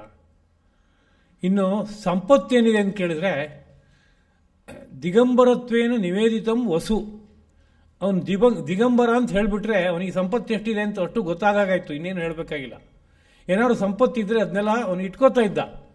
ಒಳ್ಳೆ ಶ್ರೇಷ್ಠವಾದಂಥ ಬಟ್ಟೆ ಬರೆ ಇದ್ದರೆ, ಉಡುಗೆ ತೊಡುಗೆಗಳಿದ್ದರೆ ಅದನ್ನೆಲ್ಲ ಹಾಕ್ಕೊಂಡು ಬಹಳ ಜಮ್ ಅಂತ ಓಡಾಡ್ತಾ ಇದ್ದ. ಅವನು ಇರೋದು ಹೇಗಪ್ಪ ಅಂದರೆ ಮೈಗೆಲ್ಲ ಬೂದಿಯನ್ನು ಬಡ್ಕೊಂಡು ಸ್ಮಶಾನದಲ್ಲಿ ವಾಸ ಮಾಡ್ತಾ ಇರ್ತಾನೆ. ಬಟ್ಟೆ ಏನು ಉಡ್ತಾನೆ ಅಂದರೆ ಏನೂ ಇಲ್ಲ, ಬರೀ ಮೈ ಓಡಾಡಿಸ್ಕೊಂಡಿದ್ದಾನೆ. ಹಾಗಿರೋದ್ರಿಂದ ಅವನಲ್ಲಿ ಏನಾದ್ರು ಸಂಪತ್ತಿದೆಯೇ? ಅದು ಇಲ್ಲ. ವರೇಶು ಯದ್ ಬಾಲಮೃಗಾಕ್ಷಿ ಮೃಗ್ಯತೆ ತದಸ್ತಿ ಕಿಂ ವ್ಯಸ್ತಮಪಿ ತ್ರಿಲೋಚನೆ. ಒಬ್ಬ ವರನಲ್ಲಿ ಏನಿರಬೇಕು ಅಂತ ಸಾಮಾನ್ಯವಾಗಿ ಬಯಸಬಹುದೋ ಅದ್ರಲ್ಲಿ ಯಾವ್ದಾದ್ರು ಒಂದೊಂದಾರು ಇದೆಯಾ ಅಂತ ಕೇಳಿದ್ರೆ ಒಂದೊಂದು ಇಲ್ವಲ್ಲಮ್ಮ, ಇಂಥವನನ್ನು ಮದುವೆ ಆಗ್ತಾ ಇದೆಯಲ್ಲ ಅಂತ ಬಗೆ ಬಗೆಯಾಗಿ ನಿಂದಿಸಿದಾಗ ಆಕೆಗೆ ಸ್ವಲ್ಪ ಹೊತ್ತು ಸಮಾಧಾನವಾಗಿ ಕೇಳ್ತಾಳೆ. ಯಾಕೆಂದರೆ ಯಾರೋ ಒಬ್ಬ ಬ್ರಹ್ಮಚಾರಿ ಮಾತನಾಡ್ತಾ ಇದ್ದಾನೆ. ಅದು ಆ ಬ್ರಹ್ಮಚಾರಿಯು ಸಾಮಾನ್ಯವಾಗಿ ಕಾಣಿಸ್ತಾ ಇಲ್ಲ, ಅವನು ಸಾಕ್ಷಾತ್ ಅಗ್ನಿ ಸ್ವರೂಪದಲ್ಲಿ ಬೆಳಗ್ತಾ ಇದ್ದಾನೆ. ಅಂಥ ಬ್ರಹ್ಮಚಾರಿ ಬಂದು ಮಾತಾಡ್ತಾ ಇದ್ದಾನೆ ಅಂದರೆ ಅದಕ್ಕೊಂದು ಸ್ಥಾನ ಕೊಡಬೇಕಲ್ಲ. ಕೊಟ್ಟು ಎಲ್ಲವನ್ನೂ ಕೇಳಿದ್ದು. ಅನಂತರದಲ್ಲಿ ಇವನಿಗೆ ಉತ್ತರ ಕೊಡಬೇಕು ಅಂತ ಅನ್ನಿಸ್ತು. ಹೀಗೆಲ್ಲ ಶಿವನ ನಿಂದೆಯನ್ನು ನಾನು ಕೇಳ್ತಾ ಇರೋದು ಧರ್ಮ ಆಗಲ್ಲ, ಅದರಿಂದ ಇವನಿಗೆ ಉತ್ತರ ಕೊಡಲೇಬೇಕು ಅಂತ. ಆಗ ಒಂದು ಮಾತನ್ನು ಹೇಳ್ತಾಳು, ವಿಪತ್ ಪ್ರತೀಕಾರ ಪರೇಣ ಮಂಗಲಂ ನಿಷೇವ್ಯತೆ ಭೂತಿ ಸಮುತ್ಸುಕೇನವಾ. ಮಂಗಲ ವಸ್ತುಗಳನ್ನೆಲ್ಲ ಯಾರು ಸೇವಿಸ್ತಾರೆ ಲೋಕದಲ್ಲಿ ಅಂತ ಕೇಳಿದ್ರೆ, ನನಗೇನೋ ಒಂದು ವಿಪತ್ತು ಬಂದಿದೆಯಪ್ಪ, ಆ ವಿಪತ್ತು ಹೊರಟು ಹೋಗಬೇಕು ಅನ್ನೋ ಕಾರಣಕ್ಕೆ ಮಂಗಳ ವಸ್ತುಗಳನ್ನೆಲ್ಲ ಸೇವಿಸ್ತಾರೆ. ಗೋಸೇವೆ ಮಾಡ್ತಾ ಇದ್ದೀನಿ ಅಂತನೊಬ್ಬ. ಯಾಕೆ ಅಂತ ಕೇಳಿದ್ರೆ, ಯಾವುದೋ ಭೀಕರವಾದ ತೊಂದರೆ ಬಂದ್ಬಿಟ್ಟಿದೆ, ರೋಗ ಬಂದ್ಬಿಟ್ಟಿದೆ. ಆ ರೋಗ ಪರಿಹಾರ ಆಗಬೇಕಾದ್ರೆ ಗೋಸೇವೆ ಮಾಡಬೇಕು ಅಂತ ಧರ್ಮಜ್ಞರು ಸಾರ್ತಾರೆ. ಅದರಿಂದ ಗೋಸೇವೆ ಮಾಡ್ತಾ ಇದ್ದಾರೆ. ಗೋವು ಒಂದು ಮಂಗಳ ಪದಾರ್ಥ, ಅದ್ರ ಶುಶ್ರೂಷೆ ಮಾಡ್ತಾ ಇದ್ದಾರೆ. ಅದೇ ರೀತಿಯಲ್ಲಿ ಅನೇಕ ಮಂಗಳ ವಸ್ತುಗಳು ಲೋಕದಲ್ಲಿ ಏನೇನಿದೆ ಅದನ್ನೆಲ್ಲ ಧರಿಸಬೇಕು, ಬಳಸ್ಕೋಬೇಕು ಅನ್ನೋ ಸಂಕಲ್ಪ ಎಷ್ಟೋ ಜನಗಳಿಗೆ ನಮಗೆ ಬಂದಿರುವ ಆಪತ್ತು ಕಳೆದು ಹೋಗಲಿ, ಇದರಿಂದ ಆಪತ್ತು ಹೊರಟೋಗುತ್ತೆ ಅನ್ನೋ ದೃಷ್ಟಿಯಿಂದ ಬಳಸ್ಕೊಳ್ಳೋದುಂಟು. ಇನ್ನೊಂದು ವರ್ಗ ಇದೆ, ಭೂತಿ ಸಮುತ್ಸುಕೇನವಾ. ಭೂತಿ ಅಂದರೆ ಐಶ್ವರ್ಯ ಅಂತ. ನಂಗೆ ತುಂಬ ಐಶ್ವರ್ಯ ಬೇಕು ಅನ್ನುವ ಮನಸ್ಸಿದ್ದವರು ಅವರು ಸಹ ಮಂಗಳ ವಸ್ತುಗಳನ್ನು ಸಂಗ್ರಹ ಮಾಡ್ತಾರೆ. ಯಾಕೆಂದರೆ ಮಂಗಳ ವಸ್ತುಗಳು ಮನೆಯಲ್ಲಿ ಇದ್ದರೆ, ತನ್ನ ಬಳಿಲಿದ್ದರೆ, ಆ ಮಂಗಳ ವಸ್ತುಗಳು ಐಶ್ವರ್ಯವನ್ನು ಬರಮಾಡ್ಕೊಳ್ಳುತ್ತಂತೆ. ಅಲ್ಪ ಪ್ರಯತ್ನದಿಂದ ಅಪ್ರಯತ್ನದಿಂದ ಅನೇಕ ಸಂಪತ್ತನ್ನು ಅವು ಆಕರ್ಷಿಸಿಕೊಟ್ಬಿಡುತ್ತೆ. ಅದರಿಂದ ಮಂಗಳ ವಸ್ತುಗಳು ಬೇಕು ಅಂತ ಸಂಗ್ರಹ ಮಾಡ್ತಾರೆ.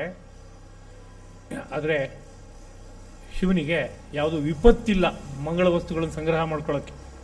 ಅವನು ಯಾವುದೋ ರೀತಿಯಾದ ಪರಿಹಾರ ಕರ್ಮಕ್ಕೆ ಇಳ್ಕೊಂಡಿಲ್ಲ.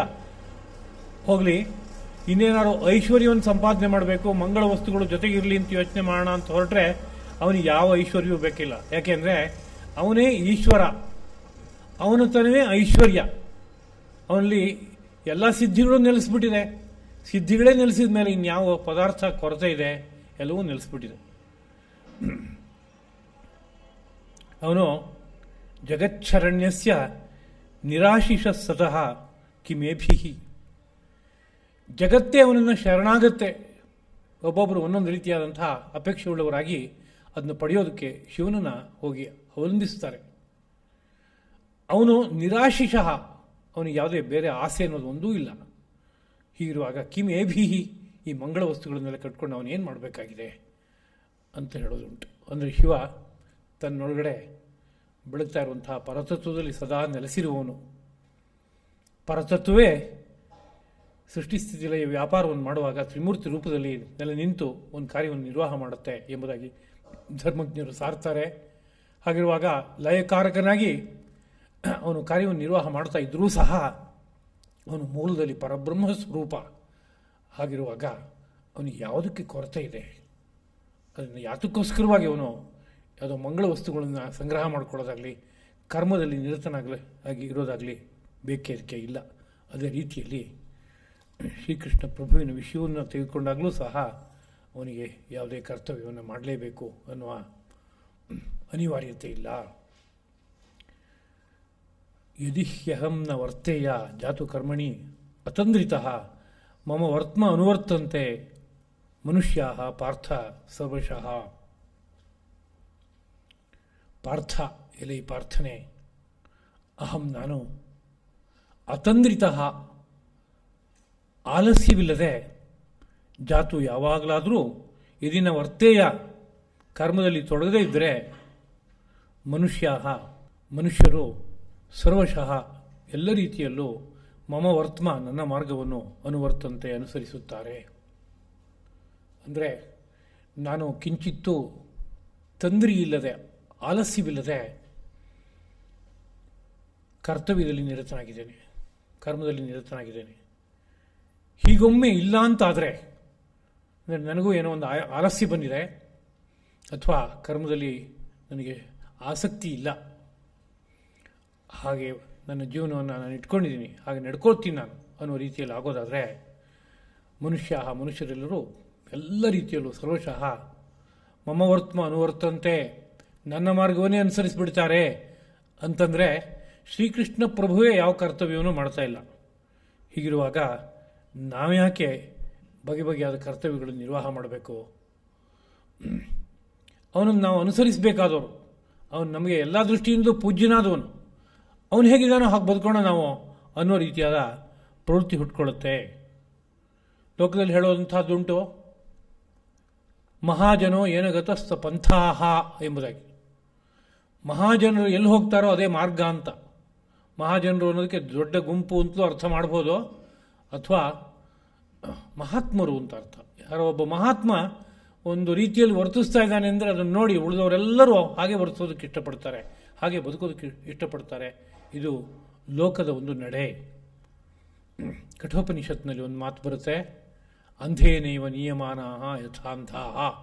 ಸಾಮಾನ್ಯ ಜನಗಳು ಒಬ್ಬರನ್ನು ಇನ್ನೊಬ್ಬರು ಅನುಸರಿಸಿ ಹೋಗ್ತಾರೆ, ಅದು ಸ್ವಭಾವ. ಹಾಗಿರುವಾಗ ನಾನು ಕರ್ಮವನ್ನಷ್ಟು ಬಿಟ್ಟು ನನಗೆ ಹೇಗೆ ತೋರುತ್ತೋ ಹಾಗೆಲ್ಲ ನಡೆದುಕೊಳ್ಳುವಂಥ ಅಭ್ಯಾಸವನ್ನು ಮಾಡಿದ್ರೆ ನನ್ನನ್ನೇ ಅನುಸರಿಸಿ ಪ್ರಜೆಗಳೆಲ್ಲರೂ ನನ್ನಂತೆ ಆಗಿಬಿಡ್ತಾರೆ. ಹಾಗೆ ಆದರೆ ಏನು ತೊಂದರೆ ಅಂತ ಪ್ರಶ್ನೆ ಬರುತ್ತೆ. ನಾನು ಯಾವುದು ಕರ್ತವ್ಯವನ್ನು ಆಚರಿಸೋಲ್ಲ, ನನ್ನನ್ನು ಅನುಸರಿಸುವ ಈ ಪ್ರಜೆಗಳು ಯಾವುದೇ ಕರ್ಮವನ್ನು ಆಚರಿಸೋಲ್ಲ. ಹಾಗಿದ್ರೆ ಏನು ತೊಂದರೆ? ಲೋಕದಲ್ಲಿ ಹಾಗಿರುವಂತಹ ಮಾನವರು ಇಲ್ಲವೇ? ಈ ವರ್ಣ ಮತ್ತು ಆಶ್ರಮದ ಧರ್ಮವನ್ನು ಇಟ್ಕೊಳ್ಳದೇ ಇರುವಂಥ ಮಾನವರು ಇದ್ದಾರಲ್ಲ ಬೇಕಾದಷ್ಟು. ಪ್ರಪಂಚದ ಮಟ್ಟದಲ್ಲಿ ಆಲೋಚನೆ ಮಾಡಿದ್ರೆ ಅವ್ರು ಯಾವ ಕರ್ಮವನ್ನೂ ಆಚರಣೆ ಮಾಡ್ತಾ ಇಲ್ವಲ್ಲ, ಅವರು ಬದುಕಿದಾರಲ್ವಾ ಅಂತ ಒಂದು ಪ್ರಶ್ನೆ ಹುಟ್ಕೊಳ್ಳುತ್ತೆ. ಅದಕ್ಕೆ ಉತ್ತರ, ಉತ್ಸೀದೇಯು ಇಮೇ ಲೋಕಾಃ ನ ಕುರ್ಯಾಂ ಕರ್ಮಚೇದಹಂ ಸಂಕರಸ್ಯ ಚ ಕರ್ತಾ ಸ್ಯಾಂ ಉಪಹನ್ಯಾಮಿ ಇಮಾಃ ಪ್ರಜಾಃ. ಅಹಂ ನಾನು ಕರ್ಮ ನಚೇತ್ ಕುರ್ಯಾಂ ಆಚರಣೆ ಮಾಡದೆ ಹೋದ ಪಕ್ಷೆ ಇಮೇ ಲೋಕಾಃ ಈ ಜನಗಳೆಲ್ಲರೂ ಉತ್ಸೀದೇಯು ನಾಶವಾಗಿ ಹೊರಟೋಗ್ತಾರೆ ಅಂತ. ಈ ಲೋಕವೆಲ್ಲವೂ ನಾಶವಾಗಿ ಹೋಗುತ್ತೆ ಅಂತ. ಲೋಕದಲ್ಲಿ ತಾನೇ ಮಾನವರು ಬದುಕ್ತಾ ಇರೋದು, ಜನಗಳು ಬದುಕ್ತಾ ಇರೋದು. ಜನಗಳು ಹೊರಟು ಹೋಗ್ತಾರೆ, ಲೋಕಗಳು ಹಾಳಾಗೋಗುತ್ತೆ. ಅಹಂ ನಾನು ಸಂಕರಸ್ಯ ಕರ್ತಾಸ್ಯಾಂ. ಸಂಕರಸ್ಯ ಸಂಕರಕ್ಕೆ ಕರ್ತೃ ಆಗಿಬಿಡ್ತೇನೆ ನಾನು ಅಂತ. ಲೋಕದಲ್ಲಿ ವರ್ಣಸಂಕರ ಆಗೋದಕ್ಕೆ ಬೇಕಾಗುವಂತಹ ಮಾರ್ಗ ನಾನು ಹಾಕ್ಕೊಟ್ಟಂತಾಗತ್ತೆ. ಇಮಾಃ ಪ್ರಜಾಃ ಈ ಪ್ರಜೆಗಳನ್ನು ಉಪಹನ್ಯಾಮಿ ಹಾಳು ಮಾಡದಂತೆ ಆಗತ್ತೆ ಅಂತ. ಅಂದರೆ ನಾನು ಕರ್ಮವನ್ನು ಆಚರಣೆ ಮಾಡದೆ ಹೋದರೆ ವರ್ಣಸಂಕರಕ್ಕೆ ನಾನು ಕಾರಣ ಆಗ್ತೀನಿ, ವರ್ಣಸಂಕರವನ್ನು ನಾನು ಬೆಳೆಸಿದಂತೆ ಆಗತ್ತೆ ಅಂತ ಶ್ರೀಕೃಷ್ಣ ಪ್ರಭು ಹೇಳ್ತಾ ಇದ್ದಾನೆ. ಕರ್ಮವನ್ನೆಲ್ಲ ಬಿಟ್ಟರೆ ವರ್ಣಸಂಕರ ಯಾಕಾಗತ್ತೆ?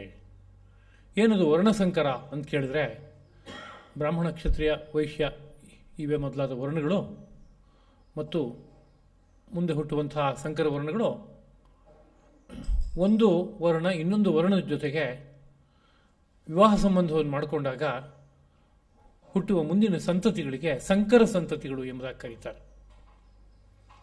ಆ ಸಂಕರ ಸಂತತಿ ಅನ್ನೋದು ಮೂಲದ ಸಾಮರ್ಥ್ಯವನ್ನು, ವಿಶಿಷ್ಟವಾದ ಒಂದು ವ್ಯಕ್ತಿತ್ವವನ್ನು ಪಡೆಯೋಕ್ಕಾಗೋಲ್ಲ. ಅದು ವ್ಯತ್ಯಸ್ತವಾಗಿಬಿಡುತ್ತೆ, ಅದು ಅನುಕೂಲಕರ ಅಲ್ಲ ಎಂಬುದಾಗಿ ಹೇಳುತ್ತೆ ಧರ್ಮ. ನಾನು ಸಂಕರವನ್ನು ಪ್ರಚೋದನೆ ಮಾಡಿದ ವ್ಯಕ್ತಿಯಾಗಿ ಆಗಿಬಿಡ್ತೇನೆ ಅಂತ. ಕರ್ಮವನ್ನು ಬಿಟ್ಟರೆ ಸಂಕರ ಹೇಗಾಗುತ್ತೆ ಅನ್ನೋ ವಿಷಯವನ್ನು ತೆಗೆದುಕೊಂಡ್ರೆ, ಕರ್ಮವನ್ನು ಬಿಟ್ಟೊಡನೆಯೇ ಯಾರು ಕರ್ಮವನ್ನು ಬಿಡ್ತಾನೋ ಅವನ ಶರೀರದಲ್ಲಿ, ಮನಸ್ಸು, ಬುದ್ಧಿ, ಇಂದ್ರಿಯಗಳಲ್ಲಿ ಯಾವ್ಯಾವ ರೀತಿಯಾದಂಥ ಸೊಬಗಿರಬೇಕೋ ಆ ಸೊಬಗು ವ್ಯತ್ಯಾಸವಾಗಿಬಿಡುತ್ತೆ. ಅದು ಯಥಾವತ್ತಾಗಿ ಉಳ್ಕೊಳ್ಳಲ್ಲ. ಅಂದರೆ ಬ್ರಾಹ್ಮಣ, ಕ್ಷತ್ರಿಯ ಮೊದಲಾದವರಲ್ಲಿ ಒಬ್ಬೊಬ್ಬರಲ್ಲಿ ಒಂದೊಂದು ರೀತಿಯ ಸೊಬಗಿರಬೇಕಾಗಿದೆ. ಒಬ್ಬ ಕ್ಷತ್ರಿಯ ಇದ್ದಾನೆ ಅಂತಾದರೆ ಅವನ ಶರೀರ ದಷ್ಟಪುಷ್ಟವಾಗಿರಬೇಕು, ಅವನು ಆರೋಗ್ಯ, ದೃಢವಾದ ಕಾಯ, ದೇಹ ಅವನಿಗೆ ಇರಬೇಕು, ಅವನು ಶೌರ್ಯ, ಪ್ರತಾಪ ಇವೆಲ್ಲ ಇರಬೇಕು. ಅದೆಲ್ಲ ಯಾವಾಗ ಇರುತ್ತೆ ಅಂತ ಕೇಳಿದ್ರೆ ಅವನು ಯುದ್ಧ ವಿದ್ಯೆಯನ್ನು ಅಧ್ಯಯನ ಮಾಡ್ತಾ ಇದ್ದು, ಶೌರ್ಯ ಪ್ರತಾಪವನ್ನು ಆಗಾಗ ಬಳಸ್ತಾ ಇದ್ದು, ಅದನ್ನು ಉಳಿಸ್ಕೊಳ್ಳೋಕೆ ಬೇಕಾಗುವ ಕರ್ಮಗಳನ್ನೆಷ್ಟು ನಿರ್ವಾಹ ಮಾಡ್ತಾ ಇದ್ರೆ ಅದಷ್ಟು ಉಳಿದಿರುತ್ತೆ. ಅದೇನನ್ನೂ ನಿರ್ವಾಹ ಮಾಡ್ತಾ ಇಲ್ಲ, ಯುದ್ಧ ವಿದ್ಯೆಯ ಅಭ್ಯಾಸ ಇಲ್ಲ, ಯಾವುದೇ ಕ್ಷತ್ರಿಯ ಧರ್ಮವನ್ನು ಅನುಸರಿಸ್ತಾ ಇಲ್ಲ ಅನ್ನೋ ಪರಿಸ್ಥಿತಿ ಆದರೆ ಶರೀರದ ಲಕ್ಷಣ ಏನಾಗುತ್ತೆ? ಕ್ರಮಕ್ರಮವಾಗಿ ಹೊರಟು ಹೋಗುತ್ತೆ. ಅದು ಯಾವ ಅವಯವಗಳನ್ನು ನಾವು ಚೆನ್ನಾಗಿ ಬಳಸಲು ಅವಯವ ತನವನ್ನು ಕಳ್ಕೊಳ್ಳುತ್ತೆ ಲೋಕದಲ್ಲಿ. ಅದೇ ರೀತಿಯಲ್ಲಿ ಯಾರೋ ಒಬ್ಬ ಬ್ರಾಹ್ಮಣ ಅವನ ನಿತ್ಯಕರ್ಮ ಅಧ್ಯಯನ, ಅಧ್ಯಾಪನ, ಯಜನ, ಯಾಜನ, ದಾನ, ಪ್ರತಿಗ್ರಹ ಎಂಬುದಾಗಿ 6 ಹೇಳುವಂಥದ್ದುಂಟು. ಆ ಕರ್ಮವನ್ನು ನಿರ್ವಾಹ ಮಾಡ್ತಾ ಇದ್ದಾನೆ ಅಂದರೆ ಆ ಕರ್ಮ ನಿರ್ವಾಹಕ್ಕೆ ಬಂದಿರುವಂಥ ಅವನ ಮೈ ಲವಲವಿಕೆಯಿಂದ ಕೂಡಿರುತ್ತೆ, ಕಾಂತಿಮತ್ತಾಗಿರುತ್ತೆ, ಅಪಾರವಾದ ಸಾಮರ್ಥ್ಯ ತುಂಬಿರುತ್ತೆ. ಅಂಥ ಯಾವ ಕಾರ್ಯವನ್ನು ನಿರ್ವಹಣೆ ಮಾಡ್ತಾ ಇಲ್ಲ ಅಂತಂದಾಗ ಬಳಕೆಗೆ ಬರದ ಪದಾರ್ಥ ಏನಾಗುತ್ತೆ, ಹಾಳಾಗಿ ಹೋಗುತ್ತೆ. ಅದು ಯಾವುದೋ ಒಂದು ಉತ್ಕೃಷ್ಟವಾದ ಯಂತ್ರ ನಮ್ಮಲ್ಲಿದೆ, ಆದರೆ 12 ವರ್ಷ ನಾವು ಬಳಸಲೇ ಇಲ್ಲ, ಒಂದು ಕಡೆ ಮೂಲೆಯಲ್ಲಿ ಇಟ್ಟಿದ್ದೀನಿ ಅಂದರೆ ಏನಾಗುತ್ತೆ, ಅದು ತುಕ್ಕು ತಿಂದು ಹೋಗುವಂಥ ವಸ್ತು ಅದು ತುಕ್ಕು ತಿಂದು ಹೋಗುತ್ತೆ. ಧೂಳು ಕೂತು ಹಾಳಾಗುವಂಥ ವಸ್ತು ಅದು ಹಾಳಾಗಿ ಹೋಗುತ್ತೆ. ಅದು ಯಾವುದೇ ವೈಭವ ಮುಂದೆ ಕಾಣಿಸೋಲ್ಲ, ಅದು ಮಸುಕಾಗಿ ಹೊರಟೋಗುತ್ತೆ. ಒಂದು ಕನ್ನಡಿಯನ್ನು ಬಳಸೋಕ್ಕೋಸ್ಕರ ಇಟ್ಕೊಂಡು ಆಗಾಗ ಸಂಸ್ಕಾರ ರೂಪವಾದಂಥ ಒಂದು ಕರ್ಮದಿಂದ ಅದನ್ನು ಒರೆಸಿ ಶುದ್ಧಿಪಡಿಸಿ ಇಟ್ಕೊಂಡ್ರೆ ಅದು ತಳತಳನೆ ಹೊಳಿತಾ ಇರುತ್ತೆ, ನಮ್ಮ ಮುಖವನ್ನು ಎತ್ತಿ ತೋರಿಸುತ್ತೆ, ಪ್ರತಿಬಿಂಬವನ್ನು ಚೆನ್ನಾಗಿ ಕೊಡುತ್ತೆ. ಹಾಗೆ ಬಳಸ್ತಾ ಇಲ್ಲ ಅಂತಂದರೆ ಕನ್ನಡಿ ಏನಾಗುತ್ತೆ, ಧೂಳು ಕೂತು ಮಸ್ಕಾಗಿ ಯಾತಕ್ಕೂ ಬರೋಲ್ಲ ಅನ್ನೋ ರೀತಿಯ ಸ್ಥಿತಿ ಉಂಟಾಗ್ಬಿಡುತ್ತೆ. ಒಂದು ಕನ್ನಡಿಯನ್ನು ಎಷ್ಟೋ ಕಾಲ ಹಾಗೆ ಇಟ್ಟೆ ಅಂತ ಆದರೆ ಅದಕ್ಕೂ ಒಂದು ಮರದ ಹಲಗೆಗೂ ಏನು ವ್ಯತ್ಯಾಸ ಬರುತ್ತೆ, ಒಂದು ಕಲ್ಲಿನ ತುಂಡಿಗೂ ಏನು ವ್ಯತ್ಯಾಸ ಬರುತ್ತೆ, ಎಲ್ಲವೂ ಹೊರಗಡೆ ನೋಡಿದಾಗ ಒಂದೇ ತರಹ ಕಾಣಿಸುತ್ತೆ. ಒಂದಡಿ ಒಂದು ಕಲ್ಲಿನ ತುಂಡಿದೆ, ಒಂದು ಮರದ ತುಂಡಿದೆ, ಒಂದು ಕನ್ನಡಿ ಇದೆ ಅಂತ ಇಟ್ಕೊಳ್ಳೋಣ. 10 ವರ್ಷ ಹೊರಗಡೆ ಭೂಮಿ ಮೇಲೆ ಇಟ್ಬಿಟ್ಟಿದ್ವಿ ಸುಮ್ಮನೆ, ಯಾವುದಕ್ಕೂ ಅದಕ್ಕೆ ಬೇಕಾಗುವ ಸಂಸ್ಕಾರವನ್ನು ನಾವು ಕೊಡ್ತಾ ಇಲ್ಲ, ಹಾಗೆ ಇಟ್ಟಿದ್ವಿ ಅಂದರೆ 3 ಹೊರಗಡೆಯಿಂದ ಹೇಗೆ ಕಾಣಿಸುತ್ತಪ್ಪ ಅಂದರೆ ಧೂಳು ಕೂತು ಕೆಲವಾರು ವಿಕಾರಗಳಾಗಿ ಕೊನೆಗೆ ನೋಡುವಾಗ 3 ಒಂದೇ ತರಹ ಕಾಣಿಸುತ್ತೆ. ಒಂದೇ ತರಹ ಕಂಡಾಗ ಅದಕ್ಕೂ ಇದಕ್ಕೂ ವ್ಯತ್ಯಾಸವೇ ಇಲ್ಲದೆ ಇರುವಾಗ ಏನಾಗುತ್ತೆ, ಸಾಮಾನ್ಯ ಜನಗಳಿಗೆ ಅದಾದ್ರೇನು ಇದಾದ್ರೇನು ಅನ್ನೋ ರೀತಿಯಾದ ಬುದ್ಧಿ ಉಟ್ಕೊಳ್ಳುತ್ತೆ. ಅದೇ ರೀತಿಯಲ್ಲಿ ಕರ್ಮ ಆಚಾರ ಇವುಗಳನ್ನೆಲ್ಲ ಏನಾದ್ರು ಕಳ್ಕೊಳ್ತಾ ಹೋದರೆ ಆಗ ಆಯಾ ವರ್ಣದಲ್ಲಿರುವ ಏನೇನು ಸೊಬಗು ಬೇಕೋ ಆ ಸೊಬಗು ಹೊರಟು ಹೋಗುತ್ತೆ, ಸಾಮರ್ಥ್ಯ ದೂರ ಸರಿಯುತ್ತೆ. ಆಗ ಒಬ್ಬನಿಗೆ ಹೊರಗಡೆ ದೃಷ್ಟಿಯಿಂದ ನೋಡಿದಾಗ ವ್ಯತ್ಯಾಸ ಏನೂ ಕಂಡು ಬರೋದಿಲ್ಲ, ಒಂದೇ ತರಹ ಕಾಣಿಸ್ತಾರೆ. ಆಗ ವಿವಾಹ ಸಂಬಂಧವನ್ನು ಯಾಕೆ ಮಾಡ್ಕೋಬಾರ್ದು ಅಂತ ಪ್ರಶ್ನೆ ಹುಟ್ಕೊಳ್ಳುತ್ತೆ ಸಹಜವಾಗಿ. ನಾನು ಹೇಗಿದ್ದೀನೋ ಅವರು ಹಾಗೆ ಇದ್ದಾರೆ, ನನಗೂ ಅವರಿಗೆ ಏನು ಅಂತರ ಇದೆ, ಯಾತಕ್ಕೋಸ್ಕರ ವಿವಾಹ ಸಂಬಂಧನ ಮಾಡ್ಕೋಬಾರ್ದು ಅನ್ನೋ ಪ್ರವೃತ್ತಿ ಹುಟ್ಕೊಳ್ಳುತ್ತೆ. ಹಾಗೆ ಹುಟ್ಕೊಂಡಾಗ ಸಹಜವಾಗಿ ಒಂದು ಕಾಮ ಅನ್ನೋದು ಎಲ್ಲವನ್ನೂ ಮರೆಸಿ ಅದೊಂದು ಕುರುಡುತನವನ್ನು ತಂದುಕೊಡುತ್ತೆ. ಅದರ ಪರಿಣಾಮವಾಗಿ ವಿವಾಹ ಬೆಳ್ಕೋತ ಹೋಗುತ್ತೆ. ಆಗ ಪರಿಣಾಮ ಏನಾಗುತ್ತಪ್ಪ ಅಂದರೆ ಸಂಕರ ಆಗುತ್ತೆ, ವರ್ಣಸಂಕರಗಳು ಬೆಳೆಯುತ್ತೆ. ವರ್ಣಸಂಕರ ಬೆಳೆದ್ರೆ ಪ್ರಜೆಗಳಷ್ಟು ನಷ್ಟವಾಗ್ತಾರೆ ಅಂತ ಸಂತತಿ ನಾಶವಾಗುತ್ತೆ ಅಂತ. ಸಂತತಿ ಯಾಕೆ ನಾಶ ಆಗುತ್ತೆ ಸಂಕರ ಆದರೆ ಅಂತ ಕೇಳಿದ್ರೆ, ಸಂತತಿಯನ್ನು ಪದವೇ ಏನು ಹೇಳುತ್ತೆ ಅಂದರೆ ಮೂಲದಲ್ಲಿರೋ ಧರ್ಮ ವಿಸ್ತಾರ ಆಗ್ತಾ ಇದೆ ಅನ್ನೋ ಅರ್ಥದಲ್ಲಿ ಸಂತತಿ ಸಮ್ಯಕ್ ತನ್ಯತೆ, ಚೆನ್ನಾಗಿ ಮೂಲದ ಧರ್ಮವು ವಿಸ್ತಾರವಾಗ್ತಾ ಇದೆ ಅಂತಂದ್ರೆ ಅದಕ್ಕೆ ಸಂತತಿ ಅಂತ ಹೆಸರು. ಅದು ಕಳಚಿ ಹೋಗ್ತಾ ಇದೆ ಅಂತಂದರೆ ಅದನ್ನು ಸಂತತಿ ಅಂತ ಕರೆಯೋಲ್ಲ. ಒಬ್ಬ ಕ್ಷತ್ರಿಯ ಇದ್ದಾನೆ, ಆ ಕ್ಷತ್ರಿಯಲ್ಲಿ ಶೌರ್ಯ ಪ್ರತಾಪ ಎಲ್ಲ ತುಂಬಿರುತ್ತೆ, ಅದಕ್ಕೆ ಬೇಕಾದ ಆಜಾನುಬಾಹು ಆದಂಥ ದೇಹ ಇರುತ್ತೆ, ಅದೇ ರೀತಿಯಲ್ಲಿ ಭುಜಬಲ ಮೊದಲಾದವುಗಳೆಲ್ಲ ನೆಲೆಸಿರುತ್ತೆ. ಅವನು ಅದನ್ನೆಲ್ಲ ಕಳ್ಕೊಂಡ. ಮುಂದಕ್ಕೆ ಸಂತತಿಯಲ್ಲಿ ಆ ಲಕ್ಷಣ ಏನೂ ಬರಲಿಲ್ಲ, ಅದರ ಮುಂದಿನ ಸಂತತಿಯಲ್ಲೂ ಆ ಲಕ್ಷಣ ಬರಲಿಲ್ಲ. ಅಂದರೆ ಒಂದು ತರಹ ಸಂತತಿ ಇದೆ ಅಂತಾದರೂ ಅದು ನಷ್ಟವಾಗಿದೆ ಅಂತಲೇ ಅರ್ಥ. ಯಾಕೆ ನಷ್ಟವಾಗಿದೆ ಅಂತ ಕೇಳಿದ್ರೆ ಅದರಲ್ಲಿ ಏನು ಲಕ್ಷಣಗಳಿರಬೇಕೋ, ಯಾವ್ಯಾವ ರೀತಿಯಾದ ಉಪಯೋಗ ಬರಬೇಕೋ ಅದು ಯಾವುದೂ ಇಲ್ಲ, ಹಾಗಿರುವಂಥ ಪದಾರ್ಥ ಆಗೋಯ್ತು. ಆದ್ದರಿಂದ ಒಂದು ದೃಷ್ಟಿಯಿಂದ ನಷ್ಟ. ಇದು ಒಂದಾದರೆ, ಎರಡನೇದು ಇನ್ನೊಂದೇನಪ್ಪ ಅಂದರೆ ಅವನವನ ಧರ್ಮವನ್ನು ಅವನು ಕೈಬಿಟ್ಟಾಗ ಕ್ರಮವಾಗಿ ಅವನ ಆಯುಷ್ಯ ಆರೋಗ್ಯ ಮೊದಲಾದವುಗಳೆಲ್ಲ ಶಿಥಿಲವಾಗ್ತಾ ಹೋಗುತ್ತೆ. ಅದರ ಪರಿಣಾಮವಾಗಿ ಕ್ರಮವಾಗಿ ಸಂತತಿ ನಾಶ ಆಗುತ್ತೆ, ವಂಶವೇ ಸಂಪೂರ್ಣವಾಗಿ ನಷ್ಟವಾಗಿಬಿಡುತ್ತೆ. ಹೀಗಿರೋದ್ರಿಂದ ಸಂಕರ ಅನುಕೂಲಕರವಾದ್ದಲ್ಲ. ಅಂಥ ಸಂಕರಕ್ಕೆ ನಾನು ದಾರಿ ಮಾಡಿಕೊಟ್ಟಂತಾಗುತ್ತೆ. ಆದ್ದರಿಂದ ನಾನು ಯಾವ ವಂಶದಲ್ಲಿ ಹುಟ್ಟು ಬಂದಿದ್ದೀನೋ ಆ ವಂಶದ ವೃತ್ತಿ ಏನೋ, ಆಚಾರ ಏನೋ ಅದಷ್ಟು ನಾನು ನಿರ್ವಾಹ ಮಾಡ್ತಾ ಇದ್ದೀನಿ ಅಂತಂದರೆ, ನನ್ನಂತೆ ಉಳಿದವರು ಸಹ ಅವರವ್ರ ವರ್ಣಕ್ಕೆ ತಕ್ಕಂತಹ ಆಚಾರವನ್ನು ವೃತ್ತಿಯನ್ನು ಅವರು ನಿರ್ವಾಹ ಮಾಡ್ತಾ ಹೋದಾಗ ಅವರವರಿಗೆ ಅದು ಸಂಪೂರ್ಣವಾಗಿ ಹೊಂದ್ಕೊಳ್ಳುವಂತಹದ್ದಾದಾಗ ಅವರ ಶರೀರದ ಸಾಮರ್ಥ್ಯ ಇರುತ್ತೆ, ದೀರ್ಘಾಯುಷ್ಯ ಉಂಟಾಗುತ್ತೆ, ಸೊಬಗು ಬರುತ್ತೆ, ಅದೇ ರೀತಿಯಲ್ಲಿ ಸಾಮರ್ಥ್ಯ ಸಿದ್ಧವಾಗುತ್ತೆ. ಆಗ ವಂಶ ಉತ್ತರ ಬೆಳ್ಕೊಂಡು ಹೋಗುತ್ತೆ. ಸಂಕರದ ಕುರಿತು ಆಯುರ್ವೇದ ಶಾಸ್ತ್ರವೂ ಸಹ ಒಂದು ಮಾತನ್ನು ಆಡುತ್ತೆ. ಸಂಕರ ಸರ್ವವರ್ಣಾನಾಂ ವಿನಾಶಃ ಧರ್ಮಕರ್ಮಣಾಂ. ಸರ್ವವರ್ಣಾನಾಂ ಸಂಕರ, ಎಲ್ಲ ವರ್ಣಗಳಲ್ಲಿ ಹುಟ್ಟುವಂತಹ ಸಂಕರವೆಂಬುದು ಧರ್ಮಕರ್ಮಣಾಂ ವಿನಾಶಃ, ಧರ್ಮಕರ್ಮಗಳ ವಿನಾಶವೇ ಅದು ಅಂತ. ಅಂದರೆ ಒಂದು ದೃಷ್ಟಿಯಿಂದ ಧರ್ಮಕರ್ಮಗಳು ಅಷ್ಟು ನಷ್ಟವಾಗಿಬಿಡುತ್ತೆ ಅಂತ. ಯಾಕೆ ಅಂತ ಕೇಳಿದ್ರೆ, ಒಬ್ಬ ಕ್ಷತ್ರಿಯ ಒಬ್ಬ ವೈಶ್ಯ ಇವರಿಬ್ಬರು ಇವರಿಬ್ಬರಲ್ಲಿ ಒಂದು ವಿವಾಹ ಸಂಬಂಧ ಆಗಿ ಮುಂದೊಂದು ಸಂತತಿ ಹುಟ್ಟಿದ್ರೆ ಆ ಸಂತತಿಯಲ್ಲಿ ಕ್ಷತ್ರಿಯ ಧರ್ಮವೂ ಪೂರ್ತಿ ಉಳ್ಕೊಳ್ಳಲ್ಲ, ವೈಶ್ಯ ಧರ್ಮವೂ ಪೂರ್ತಿ ಉಳ್ಕೊಳ್ಳಲ್ಲ. ಹೀಗಾಗೋದ್ರ ಮೂಲಕವಾಗಿ ಮುಂದೆ ಏನಾಗುತ್ತಪ್ಪ ಅಂತ ಕೇಳಿದ್ರೆ ಧರ್ಮ ಕರ್ಮ ಅಷ್ಟು ನಷ್ಟವಾಗಿಬಿಡುತ್ತೆ. ಕ್ಷತ್ರಿಯ ಧರ್ಮವೂ ಉಳ್ಕೊಳ್ಳೋಕ್ಕಾಗಲ್ಲ, ವೈಶ್ಯ ಧರ್ಮವೂ ಉಳ್ಕೊಳ್ಳೋಕ್ಕಾಗಲ್ಲ.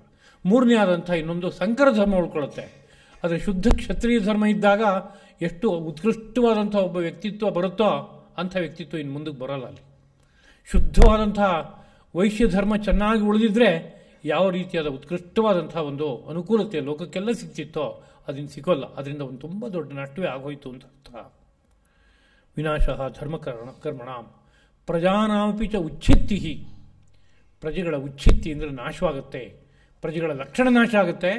ಅಷ್ಟು ಮಾತ್ರ ಅಲ್ಲ, ಸಂತತಿಗಳು ಕ್ರಮವಾಗಿ ನಷ್ಟವಾಗಿ ಹೊರಟೋಗುತ್ತೆ ಧರ್ಮ ಕೆಟ್ಟೋಗೋದ್ರಿಂದ. ನೃಪವ್ಯಸನ ಹೇತುಕಃ. ಈ ವರ್ಣಸಂಕರ ಎಂಬುದು ರಾಜರುಗಳಿಗೆ ದೊಡ್ಡ ವ್ಯಸನಕ್ಕೆ ಕಾರಣ. ರಾಜರುಗಳು ಮುಂದೆ ಇದನ್ನು ಹೇಗಪ್ಪ ಸರಿಪಡಿಸೋದು, ಇವ್ರನ್ನೆಲ್ಲ ಹೇಗೆ ಸಂರಕ್ಷಣೆ ಮಾಡೋದು ಅನ್ನೋ ರೀತಿಯಾದಂಥ ಚಿಂತೆಗೆ ಒಳಗಾಗಬೇಕಾಗಿ ಬರುತ್ತೆ. ಯಾಕೆ ಅಂದರೆ ಆ ಸಂಕರ ಸಂತತಿಗೆ ಬೇಕಾಗುವ ಧರ್ಮವನ್ನು ನಿರ್ಣಯ ಮಾಡಬೇಕಾಗತ್ತೆ. ಇಲ್ಲವ್ರು ಯಾವ್ಯಾವುದನ್ನೂ ಆಚರಣೆ ಮಾಡಿದ್ರೆ ಅವರು ಸೊಬಗು ಉಳಿಯೋಲ್ಲ. ಹಾಗಾಗಿ ಸಂಕರ ವರ್ಣಗಳಿಗೂ ಸಹ ಕರ್ತವ್ಯಗಳೇನು, ಆಚಾರಗಳೇನು ಇದನ್ನೆಲ್ಲ ಧರ್ಮಜ್ಞರು ನಿರ್ಣಯ ಮಾಡಿದ್ದಾರೆ. ಹೊಸ ಹೊಸ ಸಂಕರಗಳಾಗ್ತಾ ಹೋದಾಗ ಆ ಸಂಕರಗಳಿಗೆ ಯಾವುದು ಧರ್ಮ ಯಾವುದು ಕರ್ಮ ಇದನ್ನೆಲ್ಲ ನಿರ್ಣಯ ಮಾಡೋರು ಯಾರು? ನಿರ್ಣಯ ಮಾಡೋದು ದುಸ್ತರ, ಸುಲಭ ಸಾಧ್ಯವಲ್ಲ. ಯಾರೋ ಒಬ್ಬ ಮಹಾಯೋಗಿ ಅದನ್ನು ನಿರ್ಣಯ ಮಾಡ್ಬೋದು ಅಷ್ಟೇ ಹೊರತು, ಋಷಿಗಳದನ್ನು ನಿರ್ಣಯ ಮಾಡ್ಬೋದೇ ಹೊರತು ಸಾಮಾನ್ಯ ಜನರು ಯಾರೂ ಕೂಡ ನಿರ್ಣಯ ಮಾಡೋಕ್ಕಾಗಲ್ಲ. ಹಾಗಾದಾಗ ರಾಜನಿಗೆ ತುಂಬ ದೊಡ್ಡ ವ್ಯಸನ. ಮತ್ತು ಆ ಸಂಕರ ಸಂತತಿಗಳಲ್ಲಿ ಬೇಕಾಗುವ ಧರ್ಮವನ್ನು ಕೊಡದೆ ಹೋದರೆ ಅವರು ಸಂಪೂರ್ಣವಾಗಿ ವಿಧರ್ಮಿಗಳಾಗಿ ಅಧರ್ಮಿಗಳಾಗಿ ಮಾಡಬಾರದ ಕಾರ್ಯವನ್ನು ರಾಷ್ಟ್ರದಲ್ಲಿ ಮಾಡ್ತಾರೆ. ಮಾಡಬಾರದ ಕಾರ್ಯಗಳನ್ನು ರಾಷ್ಟ್ರದಲ್ಲಿ ಮಾಡೋಕ್ಕೆ ಶುರು ಮಾಡಿದ್ರೆ ರಾಷ್ಟ್ರದಲ್ಲಿ ಅಧರ್ಮ ಹುಟ್ಟುತ್ತೆ. ಅದರ ಪರಿಣಾಮವಾಗಿ ದುರ್ಭಿಕ್ಷೆ ಬರುತ್ತೆ, ಮಳೆ ಬೆಳೆಗಳು ಸಕಾಲದಲ್ಲಿ ಆಗೋಲ್ಲ, ರೋಗ ರುಜಿನಗಳು ಹುಟ್ಕೊಳ್ಳುತ್ತೆ. ಇದನ್ನೆಲ್ಲ ಪರಿಹರಿಸುವ ಜವಾಬ್ದಾರಿ ರಾಜನಿಗೆ ಸೇರಿದ್ದು. ಆದ್ದರಿಂದ ರಾಜ ದೊಡ್ಡ ಸಂಕಟಕ್ಕೆ ತುತ್ತಾಗಬೇಕಾಗಿ ಬರುತ್ತೆ. ಆದ್ದರಿಂದ ವರ್ಣಸಂಕರ ಅನುಕೂಲಕರವಾದದ್ದಲ್ಲ. ನಾನು ನನ್ನ ಕರ್ತವ್ಯವನ್ನು ನಿರ್ವಾಹ ಮಾಡ್ತಾ ಲೋಕವೆಲ್ಲವೂ ತನ್ನ ತನ್ನ ಕರ್ಮದಲ್ಲಿ ನಿರತವಾಗುವಂತೆ ಇದ್ದಾಗ ಆಯಾ ಧರ್ಮಗಳು ಅಭಿವ್ಯಕ್ತವಾಗಿ ಬ್ರಾಹ್ಮಣ ಶುದ್ಧ ಬ್ರಾಹ್ಮಣನಾಗಿಯೋ, ಕ್ಷತ್ರಿಯ ಶುದ್ಧವಾದ ಕ್ಷತ್ರಿಯನಾಗಿಯೋ ಬೆಳುತ್ತಾ ಅನಂತರದಲ್ಲಿ ತನ್ನ ತನವನ್ನು ಉಳಿಸ್ಕೊಳ್ಳೋದಕ್ಕೆ ಬೇಕಾಗುವಂತಹ ವಿವಾಹ ಸಂಬಂಧವನ್ನು ಮಾಡ್ಕೋತ ಹೋದಾಗ ವರ್ಣಸಂಕರ ಅನ್ನೋದಕ್ಕೆ ಅವಕಾಶ ಹುಟ್ಟೋಲ್ಲ. ಆಗ ಎಲ್ಲರೂ ಚೆನ್ನಾಗಿ ಜೀವನವನ್ನು ಮಾಡೋಕ್ಕಾಗತ್ತೆ, ನೆಮ್ಮದಿಯನ್ನು ಕಾಣೋಕ್ಕಾಗತ್ತೆ. ಮುಂದಿನ ಮಾತು, ಸಕ್ತಾಹ ಕರ್ಮಣಿ ಅವಿದ್ವಾಂಸಃ ಯಥಾ ಕುರ್ವಂತಿ ಭಾರತ ಕುರ್ಯಾತ್ ವಿದ್ವಾನ್ ತಥಾ ಸಕ್ತಃ ಚಿಕೀರ್ಷುಃ ಲೋಕಸಂಗ್ರಹಂ. ಭಾರತ ಎಲೈ ಭರತ ವಂಶ ಸಂಜಾತನೆ. ಆ ವಂಶದಲ್ಲಿ ಹುಟ್ಟಿ ಬಂದಿರೋದ್ರಿಂದ ಅವನಿಗೆ ಭಾರತ ಎಂಬ ಹೆಸರು ಬಂತು. ಅವಿದ್ವಾಂಸಃ ತಿಳುವಳಿಕೆ ಇಲ್ಲದೆ ಇದ್ದವರು. ಕರ್ಮಣಿ ಸಕ್ತಾಹ ಬೇರೆ ಬೇರೆ ರೀತಿಯಾದ ಫಲಾಪೇಕ್ಷೆಯಿಂದ ಕರ್ಮಗಳಲ್ಲಿ ಆಸಕ್ತರಾಗಿ ಅದರಲ್ಲಿ ನಿರತರಾಗಿರ್ತಾರೆ. ಯಥಾ ಹೇಗೆ ಕುರುವಂತಿ ಕರ್ಮವನ್ನು ಅವರು ಆಚರಣೆ ಮಾಡ್ಕೋತ ಹೋಗ್ತಾರೋ ತಥಾ ಹಾಗೆಯೇ ವಿದ್ವಾನ್ ತಿಳುವಳಿಕೆ ಇದ್ದವನೋ ಅಸಕ್ತ ಕರ್ಮ ಫಲದಲ್ಲಿ ಆಸಕ್ತಿಯನ್ನು ಇಟ್ಟುಕೊಳ್ಳದೆ ಲೋಕಸಂಗ್ರಹಂ ಚಿಕೀರ್ಷು ಕುರ್ಯಾತ್, ಲೋಕ ಸಂಗ್ರಹವನ್ನು ಮಾಡೋದಕ್ಕೋಸ್ಕರವಾಗಿ ಅಂತ ಅಂದರೆ ಲೋಕಕ್ಕೆ ಆದರ್ಶವನ್ನು ಕೊಟ್ಟು ಅವ್ರನ್ನೆಲ್ಲ ಸನ್ಮಾರ್ಗದಲ್ಲಿ ನಡೆಸೋದಕ್ಕೋಸ್ಕರವಾಗಿ ಕುರ್ಯಾತ್ ಕರ್ಮವನ್ನು ಆಚರಿಸಬೇಕು ಅಂತ. ಅಂದರೆ ಅವಿದ್ವಾಂಸನೂ ಕರ್ಮವನ್ನು ಆಚರಿಸ್ತಾನೆ, ವಿದ್ವಾಂಸನೂ ಕರ್ಮವನ್ನು ಆಚರಿಸಬೇಕು. ಅವಿದ್ವಾನ್ ಅಂತ ಅನ್ನೋದಕ್ಕೆ ವಿದ್ವತ್ ಪದವಿ ಪಡೆದವನು ಅಂತ ಅರ್ಥ ಅಲ್ಲ. ಮತ್ತಿನ್ನೇನಪ್ಪ ಅಂತ ಕೇಳಿದ್ರೆ, ತಾನು ಯಾರು, ಯಾತಕ್ಕೋಸ್ಕರ ಬಂದಿದ್ದೀನಿ, ತನ್ನ ಕರ್ತವ್ಯ ಏನು, ವಿಧಿ ನಿಷೇಧಗಳು ಯಾವ್ಯಾವುದು ತನಗೆ, ಇದೆಲ್ಲದರ ಬಗ್ಗೆ ಸರಿಯಾದಂತಹ ಒಂದು ತಿಳುವಳಿಕೆ ಇದ್ದರೆ, ವಿವೇಕ ಇದ್ದರೆ ಅವನು ವಿದ್ವಾನ್ ಅಂತ ಅರ್ಥ. ಅವಿದ್ವಾನ್ ಅಂದರೆ ಹಾಗಿಲ್ಲ. ಅಂಥ ವ್ಯಕ್ತಿ ಪರಂಪರೆ ಏನು ಹೇಳುತ್ತೋ, ದೊಡ್ಡವರು ಏನು ಹೇಳ್ತಾರೋ ಅಂತಹ ಅನೇಕ ಕರ್ಮಗಳಲ್ಲಿ ತೊಡಗಿರ್ತಾನೆ. ಆ ತೊಡಗುವಾಗ ಒಂದೊಂದು ಕರ್ಮವನ್ನು ಆಚರಿಸಬೇಕಾದ್ರೂ ಫಲಾಪೇಕ್ಷೆ ಇರುತ್ತೆ. ನಾನು ಈ ಕರ್ಮ ಮಾಡಿದ್ರೆ ಈ ಫಲ ಸಿಕ್ಕಬಹುದು ಅಂತ ಅವನು ಅಂದ್ಕೊಂಡಂಥ ಯಾವ್ಯಾವುದೋ ಫಲಗಳನ್ನು ಅಲ್ಲಿ ಹುಡುಕ್ತಾ ಇರ್ತಾನೆ, ನೋಡ್ತಾ ಇರ್ತಾನೆ.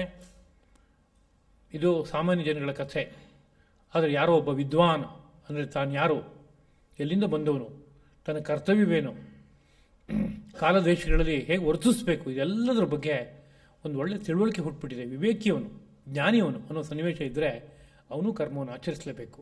ಹೇಗೆ ಆಚರಿಸಬೇಕು ಅಂದರೆ ಆಸಕ್ತ, ತಾನು ಯಾವ ಕರ್ಮಫಲವನ್ನು ಬಯಸದೆ ಎಲ್ಲಿಗೂ ಅಂಟ್ಕೊಳ್ಳದೇನೆ, ಪದ್ಮಪತ್ರ ಮೀವಾಂಭಸ, ನೀರಿನ ಕಣ ಪದ್ಮಪತ್ರದಲ್ಲಿ ಹೇಗೆ ಅಂಟಿಲ್ಲದೆ ನಿಂತಿರುತ್ತೋ, ಒಂದು ಸ್ವಲ್ಪ ಒಂದು ಕಮಲದ ಎಲೆ ಏನಿದೆ ಆ ಎಲೆ ಮೇಲೆ ನೀರಿನ ಕಣ ಇದ್ದರೆ ಕಮಲದ ಎಲೆಯನ್ನು ಸ್ವಲ್ಪ ಅಲಗಾಡಿಸಿದ್ರೆ ನೀರಿನ ಕಣ ಒಂದು ಚೂರು ಗುರುತಿಟ್ಟು ಉಳಿಸ್ದೇನೆ ಹೊರಟೋಗುತ್ತೆ, ಸಂಪೂರ್ಣವಾಗಿ ಉರುಳ್ಕೊಂಡು ಹೊರಟೋಗುತ್ತೆ. ಅದೇ ರೀತಿಯಲ್ಲಿ ಒಂದು ಚೂರು ಯಾವುದಕ್ಕೂ ಅಂಟ್ಕೊಳ್ಳದೇ ಇರುವಂತೆ ಅವನು ಸಹ ಕರ್ಮವನ್ನು ಆಚರಿಸಬೇಕು. ಅದು ಶ್ರೇಯಸ್ಕರವಾದದ್ದು, ಲೋಕಕ್ಕೆ ಮಾರ್ಗದರ್ಶಕವಾದದ್ದು. ಕರ್ಮ ಅಂತಂದೊಡನೆ ಯಾವುದನ್ನು ಅಂತ ಅಂದ್ಕೋಬೇಕು ಅನ್ನೋ ಪ್ರಶ್ನೆ ಹುಟ್ಕೋಬೋದು. ಮೊದಲನೇದಾಗಿ ಪ್ರತಿಯೊಬ್ಬನೂ ಕೂಡ ಉಸಿರಾಟ ಮೊದಲಾದಂತಹ ಕೆಲವು ಕರ್ಮಗಳನ್ನು ಇಟ್ಕೊಳ್ಳೇಬೇಕು. ಅದಿಲ್ಲದೆ ಬದುಕೋಕ್ಕೆ ಸಾಧ್ಯವಾಗಲ್ಲ. ಅದನ್ನು ಒಂದು ದೃಷ್ಟಿಯಿಂದ ಕರ್ಮ ಅಂತಲೇ ಕರಿಬೇಕಾಗತ್ತೆ. ಅದಲ್ಲದೆ ಸಂಸ್ಕಾರ ಅಂತ ಒಂದು ವಿಭಾಗ ಇದೆ. ಗರ್ಭಾಧಾನ ಮೊದಲಾದವುಗಳಾಗಿ ಷೋಡಶ ಸಂಸ್ಕಾರ ಇತ್ಯಾದಿಗಳು, ಅವುಗಳೆಲ್ಲ ಕರ್ಮಗಳೇನೆ. ಅದೇ ರೀತಿಯಲ್ಲಿ ಆ ಷೋಡಶ ಸಂಸ್ಕಾರಗಳ ಪಕ್ಕದಲ್ಲೇ ಹುಟ್ಕೊಳ್ಳುತ್ತೆ ಆಚಾರಗಳು ಅಂತ. ಒಂದೊಂದು ಸಂಸ್ಕಾರ ಆದಾಗ ಆ ಸಂಸ್ಕಾರವು ಮುಂದಕ್ಕೆ ವಿಶಿಷ್ಟವಾದ ಫಲ ಕೊಡೋವರೆಗೆ ಅದಕ್ಕೆ ಬೇಕಾಗುವಂತಹ ಆಚಾರವನ್ನು ಜೊತೆಗೆ ಇಟ್ಕೋಬೇಕಾಗಿತ್ತು. ಅಂಥದ್ದು ನೂರಾರು. ಅದ್ರ ಜೊತೆಗೆ ನಿತ್ಯ, ನೈಮಿತ್ತಿಕ, ಕಾಮ್ಯ ಮೊದಲಾದಂತಹ ಕರ್ಮ ಪ್ರಪಂಚ ಇದೆ. ಇದಲ್ಲದೆ ವೃತ್ತಿ ಎಂಬುದು ಒಂದು ಕರ್ಮವೇ ಅದು. ಈ ಎಲ್ಲ ರೂಪವಾದಂಥ ಕರ್ಮದ ಬಗ್ಗೆ ಹೇಳ್ತಾ ಇರುವಂಥ ಮಾತು, ಈ ಎಲ್ಲ ರೂಪವಾದ ಕರ್ಮವನ್ನು ಅವಿದ್ವಾನ್ ಆದವನು ಇಟ್ಕೋತಾನೆ, ವಿದ್ವಾನ್ ಆದವನು ಇಟ್ಕೋಬೇಕು ಅಂತ ಅರ್ಥ. ವಿದ್ವಾನ್ ಆದವನು ಅಂದರೆ ಎಲ್ಲ ತಿಳುವಳಿಕೆ ಇದ್ದವನು. ಅದಕ್ಕಿಂತ ಹೆಚ್ಚಾಗಿ ಎಲ್ಲಿ ಹೋಗಿ ತಲುಪಬೇಕು ಅಲ್ಲಿ ತಲುಪಾಗೋಗ್ಬಿಟ್ಟಿದೆ. ಇನ್ನು ಕರ್ಮದಿಂದ ಹೊಸದಾಗಿ ಏನನ್ನೂ ಸಾಧಿಸಬೇಕಾಗಿಲ್ಲ ಅನ್ನೋ ಸ್ಥಿತಿಲಿದ್ದವನು ಸಹ ಇಟ್ಕೋಬೇಕೆ ಅಂತ ಕೇಳಿದ್ರೆ ಇಟ್ಕೋಬೇಕು. ಯಾಕೆಂದರೆ ಲೋಕಸಂಗ್ರಹಮೇವ, ಲೋಕಸಂಗ್ರಹವನ್ನೇ ಬಯಸಿ. ಅಂದರೆ ನನ್ನಂತೆ ಬೇರೆಯವರು ನಡ್ಕೊಳ್ಳೋಕೆ ಶುರು ಮಾಡಿಬಿಡ್ತಾರೆ, ತಪ್ಪು ಹಾದಿಯನ್ನು ಅವ್ರಿಗೆ ಹಾಕ್ಕೊಡ್ಬಾರ್ದು ಅನ್ನೋ ಮನಸ್ಸಿನಿಂದ ಅವನು ಏನು ಮಾಡಬೇಕಾಗತ್ತೆ ಅಂದರೆ ಆದರ್ಶವನ್ನು ಇಟ್ಕೋಬೇಕಾಗತ್ತೆ, ಕರ್ಮವನ್ನು ಆಚರಣೆಯಲ್ಲಿ ಇಟ್ಕೋಬೇಕಾಗತ್ತೆ. ನ ಬುದ್ಧಿಭೇದಂ ಜನಯೇತ್ ಅಜ್ಞಾನಾಂ ಕರ್ಮಸಂಗಿನಾಂ ಜೋಷಯೇತ್ ಸರ್ವಕರ್ಮಾಣಿ ವಿದ್ವಾನ್ ಯುಕ್ತ ಸಮಾಚರನ್. ಕರ್ಮಸಂಗಿನಾಂ, ಕರ್ಮದಲ್ಲಿ ಸಕ್ತರಾಗಿರುವವರು ಅಂದರೆ ಫಲಾಪೇಕ್ಷೆಯಿಂದ ಕರ್ಮದಲ್ಲಿ ತೀವ್ರವಾಗಿ ತೊಡಗಿರುವಂಥ ವ್ಯಕ್ತಿಗಳು. ಅಜ್ಞಾನಾಂ, ಅಜ್ಞಾನಿಗಳವರು. ಅವರಿಗೆ ನ ಬುದ್ಧಿಭೇದಂ ಜನಯೇತ್, ಬುದ್ಧಿಭೇದವನ್ನು ಹುಟ್ಟಿಸಬಾರ್ದು ಅಂತ. ಬುದ್ಧಿಭೇದ ಅಂದರೆ ಅವರಿಗೊಂದು ನಿರ್ಣಯ ಇರುತ್ತೆ, ಈ ಕರ್ಮವನ್ನು ಆಚರಣೆ ಮಾಡಿದರೆ ಇಷ್ಟು ಲಾಭ ಬರುತ್ತೆ ಅಂತ. ಹಾಗಿರೋದ್ರಿಂದ ಅದರಲ್ಲಿ ತೀವ್ರವಾಗಿ ತೊಡಗಿರುತ್ತಾರೆ. ಅವ್ರ ಬುದ್ಧಿ ಒಡೆದು ಹೋಗುವಂತೆ ಕೆಲಸ ಮಾಡಬಾರ್ದು. ಅವ್ರ ಬುದ್ಧಿಗೆ ಬೇರೆ ರೀತಿಯಲ್ಲಿ ಉಪದೇಶ ಮಾಡಿ ಅದನ್ನು ವ್ಯತ್ಯಾಸ ಆಗುವಂತೆ ಮಾಡಬಾರ್ದು. ಜೋಷಿಯನ್ ಸರ್ವಕರ್ಮಾಣಿ ವಿದ್ವಾನ್ ಯುಕ್ತ ಸಮಾಚರನ್. ವಿದ್ವಾನ್ ತಿಳುವಳಿಕೆ ಇದ್ದಂಥವನು, ಜ್ಞಾನಿಯಾದವನು, ಯುಕ್ತ ತಾನು ಎಲ್ಲಿ ನೆಲೆ ನಿಲ್ಲಬೇಕೋ ಅಲ್ಲಿ ನೆಲೆ ನಿಂತವನಾಗಿ, ಅಂದರೆ ತಾನು ಯಾವ ತನ್ನ ಒಳ ಬೆಳಕಿದೆಯೋ ಆ ಬೆಳಕನ್ನು ಸುಭದ್ರವಾಗಿ ಅವಲಂಬಿಸಿದವನಾಗಿ ಅದನ್ನೇ ಜೀವನದ ಲಕ್ಷ್ಯವಾಗಿ ಇಟ್ಕೊಂಡು ಸರ್ವಕರ್ಮಾಣಿ ಸಮಾಚರನ್, ಎಲ್ಲ ಕರ್ಮಗಳನ್ನು ತಾನೂ ಆಚರಣೆ ಮಾಡ್ತಾ ಜೋಷಯೇತ್, ಬೇರೆಯವರು ಆ ಕರ್ಮದಲ್ಲಿ ತೊಡಗುವಂತೆ ಅವರನ್ನು ಪ್ರೇರೇಪಿಸಬೇಕು, ಅವ್ರನ್ನಲ್ಲಿಗೆ ಸೇರಿಸಬೇಕು, ಹೊಂದಿಸಬೇಕು. ಉಳಿದವರು ಎಲ್ಲ ಕರ್ಮವನ್ನು ಆಚರಿಸುವಂತೆ ಮಾಡಬೇಕು. ಇದು ಕರ್ತವ್ಯ ಅಂತ. ಇಲ್ಲಿ ಬುದ್ಧಿಭೇದ ಅಂದರೆ ಏನು ಅಂತ ಕೇಳಿದ್ರೆ, ಬುದ್ಧಿ ಅನ್ನೋದಕ್ಕೆ ನಿರ್ಣಯ ಅಂತ ಅರ್ಥ. ಕರ್ಮ ಪ್ರಪಂಚದಲ್ಲಿ ತೊಡಗಿರುವಂತಹ ಅವಿದ್ವಾನಾದವನು ಒಂದು ನಿರ್ಣಯವನ್ನು ಇಟ್ಕೊಂಡಿರ್ತಾನೆ. ಅವನವನ ನಿರ್ಣಯ ಅದು. ಇಂತಹ ಕಾರ್ಯವನ್ನು ಮಾಡಿದ್ರೆ ಇಷ್ಟು ಫಲ ಬರುತ್ತೆ, ಆ ಫಲ ಬೇಕಾಗಿದೆ, ಅದರಿಂದ ಈ ಕಾರ್ಯವನ್ನು ನಿರ್ವಾಹ ಮಾಡ್ತೀನಿ ಅನ್ನೋ ಮನಸ್ಸಿಟ್ಕೊಂಡಿರ್ತಾನೆ. ಹಾಗಾಗಿ ತೀವ್ರವಾಗಿ ತೊಡಗಿರ್ತಾನೆ. ಅವನ ಹತ್ರ ಹೋಗಿ ಉಪದೇಶ ಮಾಡಿ, ಯಾತಕ್ಕೆ ಇದೆಲ್ಲ ಮಾಡ್ತಾ ಇದೆಯಪ್ಪ, ಇದರಿಂದ ಏನು ಲಾಭ ಇದೆ, ಇದಕ್ಕಿಂತ ಹೆಚ್ಚು ಲಾಭ ನಾನು ತೋರಿಸ್ಕೊಡ್ತೀನಿ ಅಂತ ಅವನ ಬುದ್ಧಿಯನ್ನು ಹಾಳು ಮಾಡೋಕ್ಕೆ ಬೇಕಾಗುವಂಥ ಪ್ರಯತ್ನ ಇದೆಯಲ್ಲ, ಅದಕ್ಕೆ ಬುದ್ಧಿ ಭೇದ ಎಂಬುದಾಗಿ ಕರೀತಾರೆ. ಉದಾಹರಣೆಗೆ ಯಾರೋ ಒಬ್ಬ ವೇದಾಧ್ಯಯನ ಮಾಡೋದಕ್ಕೆ ನಿರತನಾಗಿಬಿಟ್ಟಿದ್ದಾನೆ ದೀರ್ಘಕಾಲದಿಂದ. ನಿರಂತರವಾಗಿ ವೇದ ಅಧ್ಯಯನ ಮಾಡ್ತಾ ಇದ್ದಾನೆ. ಅವನ ಹತ್ರ ಹೋಗಿ, ಯಾತಕ್ಕೆ ಇದನ್ನೆಲ್ಲ ಓದ್ತಾ ಇದೆಯಪ್ಪ, ಇದಕ್ಕೆ ಬದಲಿಗೆ ಬೇರೆ ಯಾವುದಾದ್ರು ಓದಿದರೆ ನೀನು ಹೊಟ್ಟೆಪಾಡಿಗೆ ದಾರಿ ಆಗ್ತಾಯಿತ್ತು ಅಂಥೇಳಿ ಒಂದು ಹೊಸ ಉಪದೇಶ ಮಾಡಿ ಅವನಿಗೆ ಅದರ ಬಗ್ಗೆ ನಿಷ್ಠೆ ಹೊರಟೋಗ್ಬೇಕು. ಹಾಗೆ ಮಾಡಿಟ್ಬಿಟ್ರೆ ಅದಕ್ಕೆ ಬುದ್ಧಿಭೇದ ಅಂತ ಕರೀತಾರೆ. ಇಂಥದ್ದೆಲ್ಲ ಲೋಕದಲ್ಲಿ ಇರುತ್ತೆ. ಲೋಕದಲ್ಲಿ ಪ್ರತಿಯೊಬ್ಬನೂ ಸಹ ಅತಿಥಿಗಳನ್ನು ಗೃಹಸ್ಥನಾದವನು ಬರಮಾಡಿಕೊಂಡು ಅವರನ್ನು ಸಂತೋಷಪಡಿಸಬೇಕು ಎಂಬುದಾಗಿ ಒಂದು ಧರ್ಮಜ್ಞರ ನೀತಿ ಇದೆ. ಅತಿಥಿ ದೇವೋ ಭವ. ಪ್ರತಿನಿತ್ಯ ಅತಿಥಿಗಳನ್ನು ಬರಮಾಡ್ಕೋ, ಅವ್ರನ್ನೇ ದೇವರು ಅಂತ ಭಾವಿಸು, ಅವ್ರನ್ನ ನಿತ್ಯ ಸಂತೃಪ್ತಿಪಡಿಸಿ ಅನಂತರದಲ್ಲಿ ನೀನು ಆಹಾರವನ್ನು ಸ್ವೀಕರಿಸು, ಭೋಜನವನ್ನು ಸ್ವೀಕರಿಸು ಎಂಬುದಾಗಿ. ಆ ನಿಷ್ಠೆಯನ್ನು ಹಾಳು ಮಾಡೋದಕ್ಕೆ ಯಾರೊಬ್ಬ ಪ್ರಯತ್ನ ಪಡಬಹುದು. ಯಾತಕ್ಕೆ ಈ ತರಹ ಕಂಡ್ಕೊಂಡವ್ರನ್ನೆಲ್ಲ ಹಚ್ಕೊಂಡು ಮನೆಗೆ ಒದ್ದಾಡ್ತೀಯೋ ನೀನು? ಅಷ್ಟು ಸಮಯ ವ್ಯರ್ಥ. ಅವ್ರು ಯಾರೋ ಬರಬೇಕು, ಅವ್ರನ್ನ ನೀನು ಪಾದ ತೊಳೆದು ಹೊರಗಡೆ ಕರ್ಕೊಂಬಂದು ಕೂರಿಸ್ಬೇಕು, ಅವ್ರಿಗೆ ಬೇಕಾದ ಭಕ್ಷ್ಯ ಭೋಜ್ಯಗಳನ್ನು ಕೊಡಬೇಕು, ಸಂತೋಷಪಡಿಸ್ಬೇಕು, ಆಮೇಲೆ ಬೀಳ್ಕೊಡ್ಬೇಕು.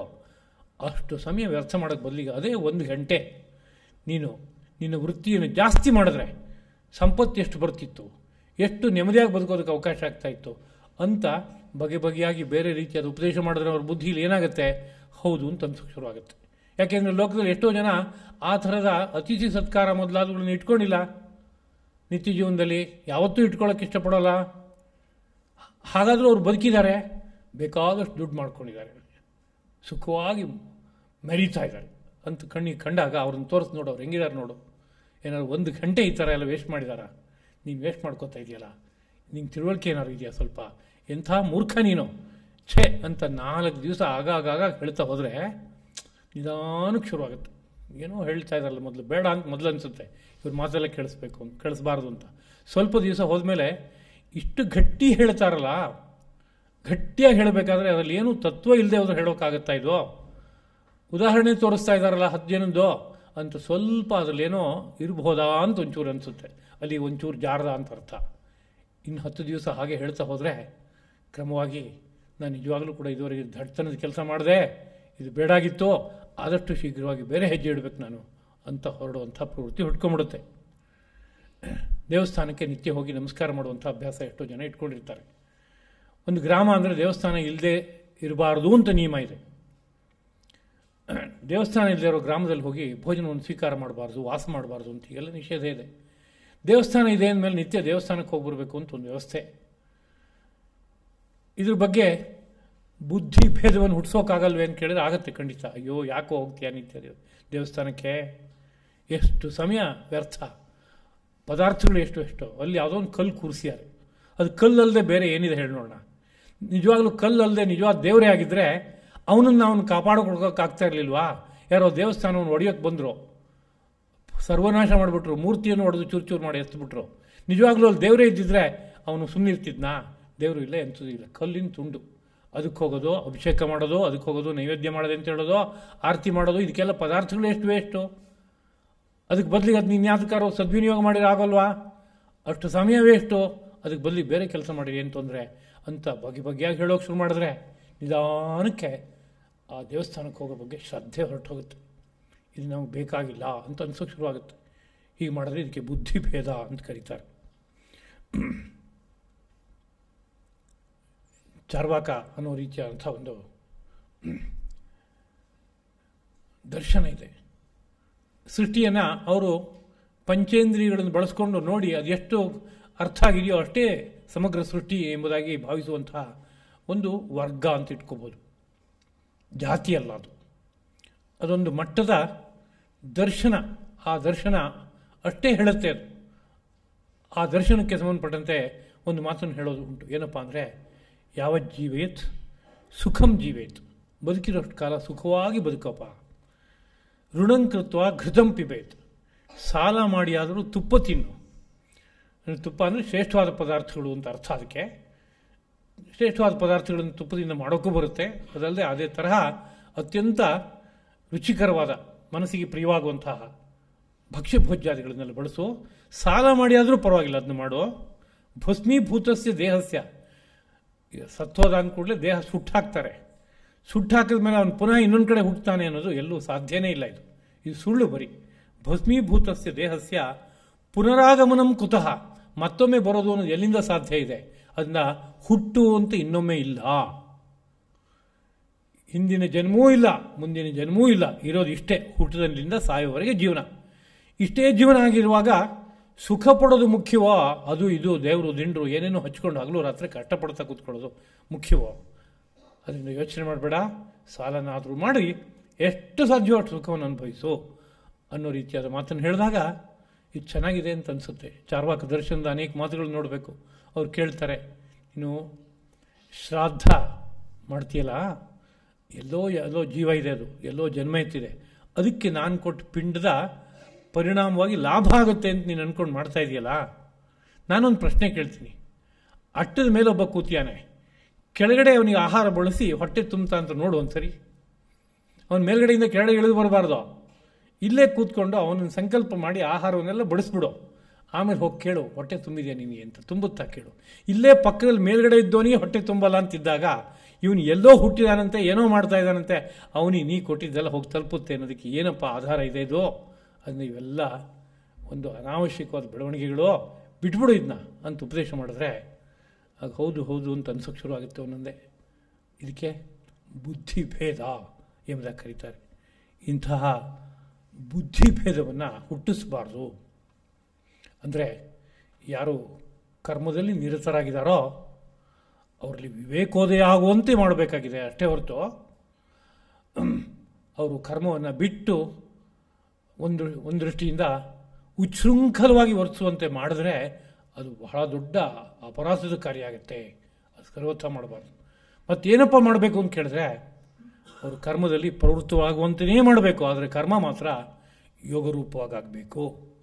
ಅದಕ್ಕೆ ಬೇಕಾಗುವಂಥ ತಿಳುವಳಿಕೆ ಕಡಿಮೆ ಇದೆ ಅಂತಾದರೆ ಆ ತಿಳುವಳಿಕೆಯನ್ನು ಕೊಡು. ಯಾವ ತಿಳುವಳಿಕೆ ಬೇಕೋ? ಕರ್ಮದ ಫಲಕ್ಕೆ ಅಂಟ್ಕೋಬೇಡಪ್ಪ, ಕರ್ತವ್ಯ ಬುದ್ಧಿಯಿಂದ ಕರ್ಮವನ್ನು ಆಚರಿಸು. ನೀನು ಅದಕ್ಕೋಸ್ಕರ ಬಂದಿದೆಯಾ, ಫಲವನ್ನು ಯಾಕೆ ನಿರೀಕ್ಷಿಸ್ತೀಯಾ? ಫಲ ಸಿಕ್ಕಿದ್ರೂ ಸಿಗ್ಬೋದು, ಇಲ್ಲದೇ ಇದ್ರೂ ಇಲ್ಲ. ಸಿಕ್ಕಿದ್ರೆ ಅನುಭವಿಸುವಂತೆ, ಇಲ್ಲೋದ್ರೆ ಇಲ್ಲ. ಕರ್ತವ್ಯ ನಿರ್ವಾಹ ಮಾಡೋದು ಬಂದಿದೆಯಾ ನೀನು, ಕರ್ತವ್ಯ ನಿರ್ವಾಹ ಮಾಡು ಅನ್ನೋ ಪ್ರಜ್ಞೆಯನ್ನು ಹುಟ್ಟಿಸಿ ಅವನು ಕರ್ತವ್ಯ ಪರಾಯಣನಾಗಬೇಕು. ಹಾಗೆ ಮಾಡು. ಅದು ಬಿಟ್ಟು ಅವನಿಗೆ ಅದರಲ್ಲಿ ಆಸಕ್ತಿ ಹೊರಟೋಗಬೇಕು. ಆ ರೀತಿಯಾದಂಥ ಕೆಲಸವನ್ನು ಮಾಡಬಾರ್ದು ಎಂಬುದಾಗಿ ಆದೇಶಿಸ್ತಾರೆ. ಹೀಗೆ ಅರ್ಜುನನಿಗೆ ಕರ್ಮದ ಬಗ್ಗೆ, ಕರ್ತವ್ಯದ ಬಗ್ಗೆ ಒಂದು ಪ್ರಜ್ಞೆ ಹುಟ್ಟೋದಕ್ಕೆ ಬೇಕಾಗುವಂತೆ ಶ್ರೀಕೃಷ್ಣ ಪ್ರಭು ಒಂದು ಸುಧಾಪ್ರಾಯವಾಗಿರುವಂತಹ ಮಾತುಗಳಿಂದ ವಿಷಯವನ್ನು ಒಪ್ಪಿಸ್ತಾ ಇರುವಂಥ ಒಂದು ಸಂದರ್ಭ ಇದು. ಈ ವಿಷಯಗಳನ್ನು ನಮ್ಮ ಜೀವನದಲ್ಲಿ ನಾವು ಚೆನ್ನಾಗಿ ಬಳಸ್ಕೋಬೇಕಾಗಿದ್ದಿದೆ. ನಮ್ಮ ಜೀವನದಲ್ಲಿ ನಮ್ಮ ಆಶ್ರಮ ಧರ್ಮಕ್ಕೆ ತಕ್ಕಂತೆ, ವರ್ಣಧರ್ಮಕ್ಕೆ ತಕ್ಕಂತೆ ನಾನು ಯಾವ ಕರ್ಮಗಳನ್ನು ನಿಷ್ಠೆಯಿಂದ ಆಚರಣೆ ಮಾಡ್ತಾ ಹೋದರೆ ನನ್ನತನ ತುಂಬ ಚೆನ್ನಾಗಿ ಅದರ ಪರಿಣಾಮವಾಗಿ ಧರ್ಮಾರ್ಥ ಕಾಮ ಮೋಕ್ಷಗಳು ಸಿದ್ಧವಾಗುತ್ತೋ ಹಾಗೆ ನನ್ನ ಜೀವನವನ್ನು ಯೋಜಿಸ್ಕೋಬೇಕು. ಲೋಕದಲ್ಲಿ ಸಲ್ಲದ ಮಾತುಗಳನ್ನು ಆಡೋರು ಬೇಕಾದಷ್ಟು ಜನ ಇದ್ದಾರೆ. ಭ್ರಮೆ ಹುಟ್ಟಿಸೋದಕ್ಕೆ ಬೇಕಾಗುವ ಮಾತುಗಳು 1000 ಇದೆ.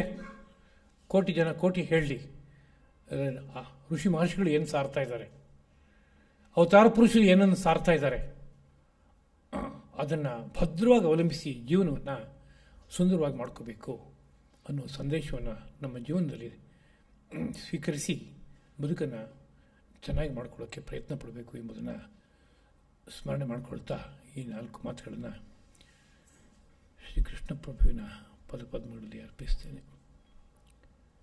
ಕಾಯೇನ ವಾಚಾ ಮನಸಾ ಇಂದ್ರಿಯೈರ್ವಾ ಬುದ್ಧ್ಯಾ ಆತ್ಮನಾ ವಾ ಪ್ರಕೃತೆ ಸ್ವಭಾವಾತ್ ಕರೋಮಿ ಯದ್ಯತ್ ಸಕಲಂ ಪರಸ್ಮೈ ನಾರಾಯಣಾಯೇತಿ ಸಮರ್ಪಯಾಮಿ.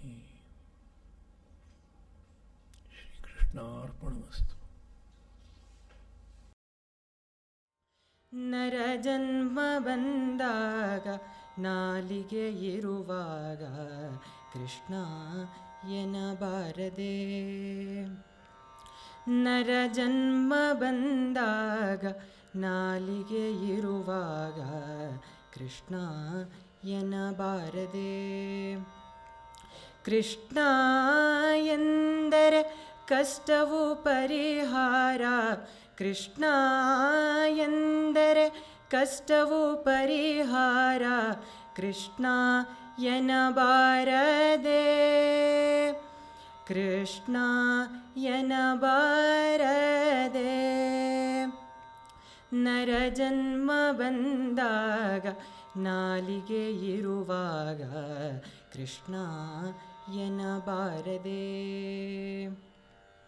ಕೃಷ್ಣ ಎನ್ನಬಾರದೆ. ಸ್ನಾನಪಾನ ಜಪ ತಪಗಳ ಮಾಡುತ್ತ ಕೃಷ್ಣ ಎನ್ನಬಾರದೆ. ಸ್ನಾನಪಾನ ಜಪ ತಪಗಳ ಮಾಡುತ್ತ ಕೃಷ್ಣ ಎನ್ನಬಾರದೆ.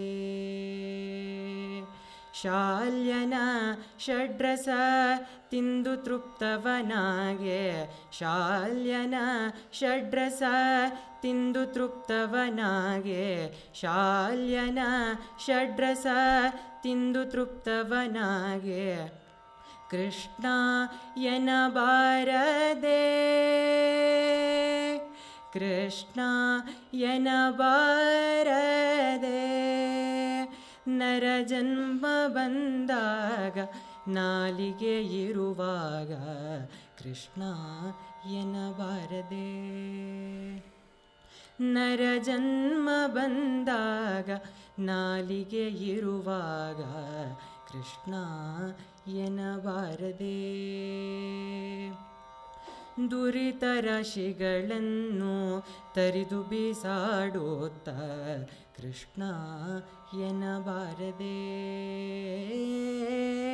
ದುರಿತ ರಾಶಿಗಳನ್ನು ತರಿದು ಬೀಸಾಡುತ್ತ ಕೃಷ್ಣ ಎನ್ನಬಾರದೆ. ಗರುಡಗಮನ ನಮ್ಮ ಪುರಂದರ ವಿಠಲನ, ಗರುಡಗಮನ ನಮ್ಮ ಪುರಂದರ ವಿಠಲನ, ಗರುಡಗಮನ ನಮ್ಮ ಪುರಂದರ ವಿಠಲನ ಕೃಷ್ಣ ಎನ್ನಬಾರದೆ, ಕೃಷ್ಣ ಎನ್ನಬಾರದೆ. ನರಜನ್ಮ ಬಂದಾಗ ನಾಲಿಗೆ ಇರುವಾಗ ಕೃಷ್ಣ ಎನ್ನಬಾರದೆ. ನರಜನ್ಮ ಬಂದಾಗ ನಾಲಿಗೆ ಇರುವಾಗ ಕೃಷ್ಣ ಎನ್ನಬಾರದೆ. ನರಜನ್ಮ ಬಂದಾಗ ನಾಲಿಗೆ ಇರುವಾಗ ಕೃಷ್ಣ ಎನ್ನಬಾರದೆ, ಕೃಷ್ಣ ಎನ್ನಬಾರದೆ, ಕೃಷ್ಣ ಎನ್ನಬಾರದೆ.